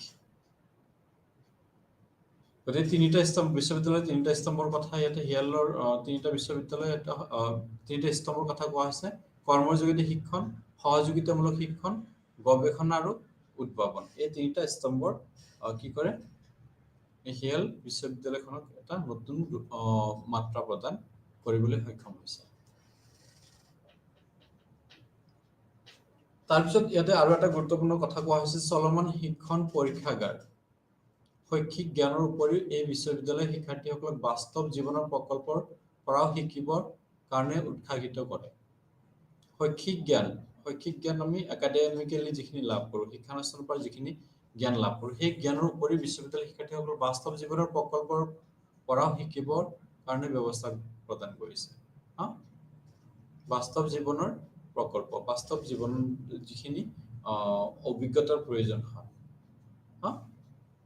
ইয়াতে কোৱা হৈছে শিক্ষাৰ্থীসকলে কি কৰিব অভিজ্ঞতা লাভ কৰিব চলমান ৰূপত ঘটনা হৈ গৈ আছে সেই ঘটনা নিজে প্ৰত্যক্ষ কৰি নিজে তাত প্ৰেজেন্ট থাকি কি কৰিব সেই বিষয়ে ধাৰণা লাভ কৰিব সেই বিভিন্ন বাস্তৱ জীৱনৰ বিভিন্ন দিশসমূহৰ জ্ঞান লাভ কৰিব আৰু এইখিনি বাস্তৱ ভিত্তিক হ'ব তাত কোনো ধৰণৰ তাত্ত্বিক বা কোনো ধৰণৰ তাত্ত্বিক দিশৰ স্থান নাথাকে তাৰপিছত আছে ব্যৱহাৰিক পৰিস্থিতি তন্ত্ৰৰ বিভিন্ন অৰণ্য অঞ্চল পৰিদৰ্শন কৰি জ্ঞান আহৰণ কৰা এটো কৈছে পৰিস্থিতি তন্ত্ৰৰ ওচৰ পাজৰত থকা বিভিন্ন অৰণ্য অঞ্চল বা বিভিন্ন তেনেকুৱা ধৰণৰ পৰিস্থিতি তন্ত্ৰ সম্বন্ধিত বিভিন্ন অঞ্চলসমূহত পৰিদৰ্শন কৰি শিক্ষাৰ্থীসকলক জ্ঞান আহৰণ কৰাৰ কথা ইয়াতে কোৱা হৈছে শিক্ষাৰ্থীসকলক সেই অঞ্চল পৰিদৰ্শন কৰোৱাই শিক্ষাৰ্থীসকলক বাস্তৱ জীৱনৰ বিভিন্ন জ্ঞানসমূহ প্ৰদান কৰাৰ কথা ইয়াতে কোৱা হৈছে আৰু শিক্ষাৰ্থীসকলে কি কৰিব সেইটো এটা প্ৰকল্প হিচাপে গ্ৰহণ কৰিব বিভিন্ন অঞ্চল ভ্ৰমণ কৰিব বিভিন্ন অৰণ্য অঞ্চল বা তেনেকুৱা ধৰণৰ পৰিস্থিতি তন্ত্ৰৰ লগত জড়িত থকা অঞ্চলসমূহ পৰিদৰ্শন কৰি বিভিন্ন বাস্তৱ অভিজ্ঞতা লাভ কৰিব বাস্তৱ জীৱনৰ লগত জড়িত বিভিন্ন ধাৰণা বা জ্ঞান সেই পৰিদৰ্শনৰ জৰিয়তে লাভ কৰিবলৈ সক্ষম হ'ব তাৰপিছত কৈছে উদ্যোক্তাৰ দৃষ্টিভংগীৰে শিক্ষাৰ্থীক উদ্যোগ স্থাপনত সহায় কৰা উদ্যোক্তাৰ দৃষ্টিভংগীৰে শিক্ষাৰ্থীসকল প্ৰত্যেকজন ব্যক্তিক উদ্যোক্তা হিচাপে গঢ় দি তোলা উদ্যোক্তা নিজে একোটা উদ্যোগ স্থাপন কৰিবৰ কাৰণে উদ্যোক্তা হিচাপে কাম কৰিব কোনো বিশেষ চাকৰিৰ কাৰণে নহয় চাকৰি বিচাৰি ফুৰাৰ সলনি ইয়াতে নিজে চাকৰিৰ সৃষ্টি কৰিব নিজে নিজৰ কাম উদ্যোগ স্থাপন কৰি কাম কৰিব যদি উদ্যোক্তাৰ দৃষ্টিভংগীৰে শিক্ষাৰ্থীসকলক উদ্যোগ স্থাপনত সহায় কৰা হয় এই ইনষ্টিটিউচনটোত কোৱা হৈছে যে প্ৰত্যেকজন ব্যক্তিক একোজন উদ্যোক্তা হিচাপে গঢ় দি তোলা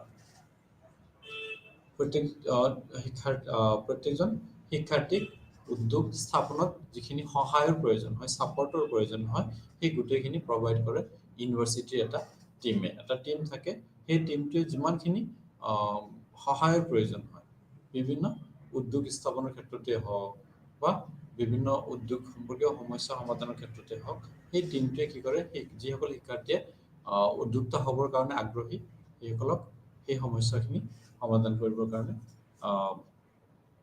প্ৰয়োজনীয় ব্যৱস্থা গ্ৰহণ কৰে গতিকে উদ্যোক্তাৰ দৃষ্টিভংগীৰে শিক্ষাৰ্থীক উদ্যোগ স্থাপনত সহায় কৰাৰ কথা এই বিশ্ববিদ্যালয়খনে বা এই অনুষ্ঠানটোৱে কৈছে।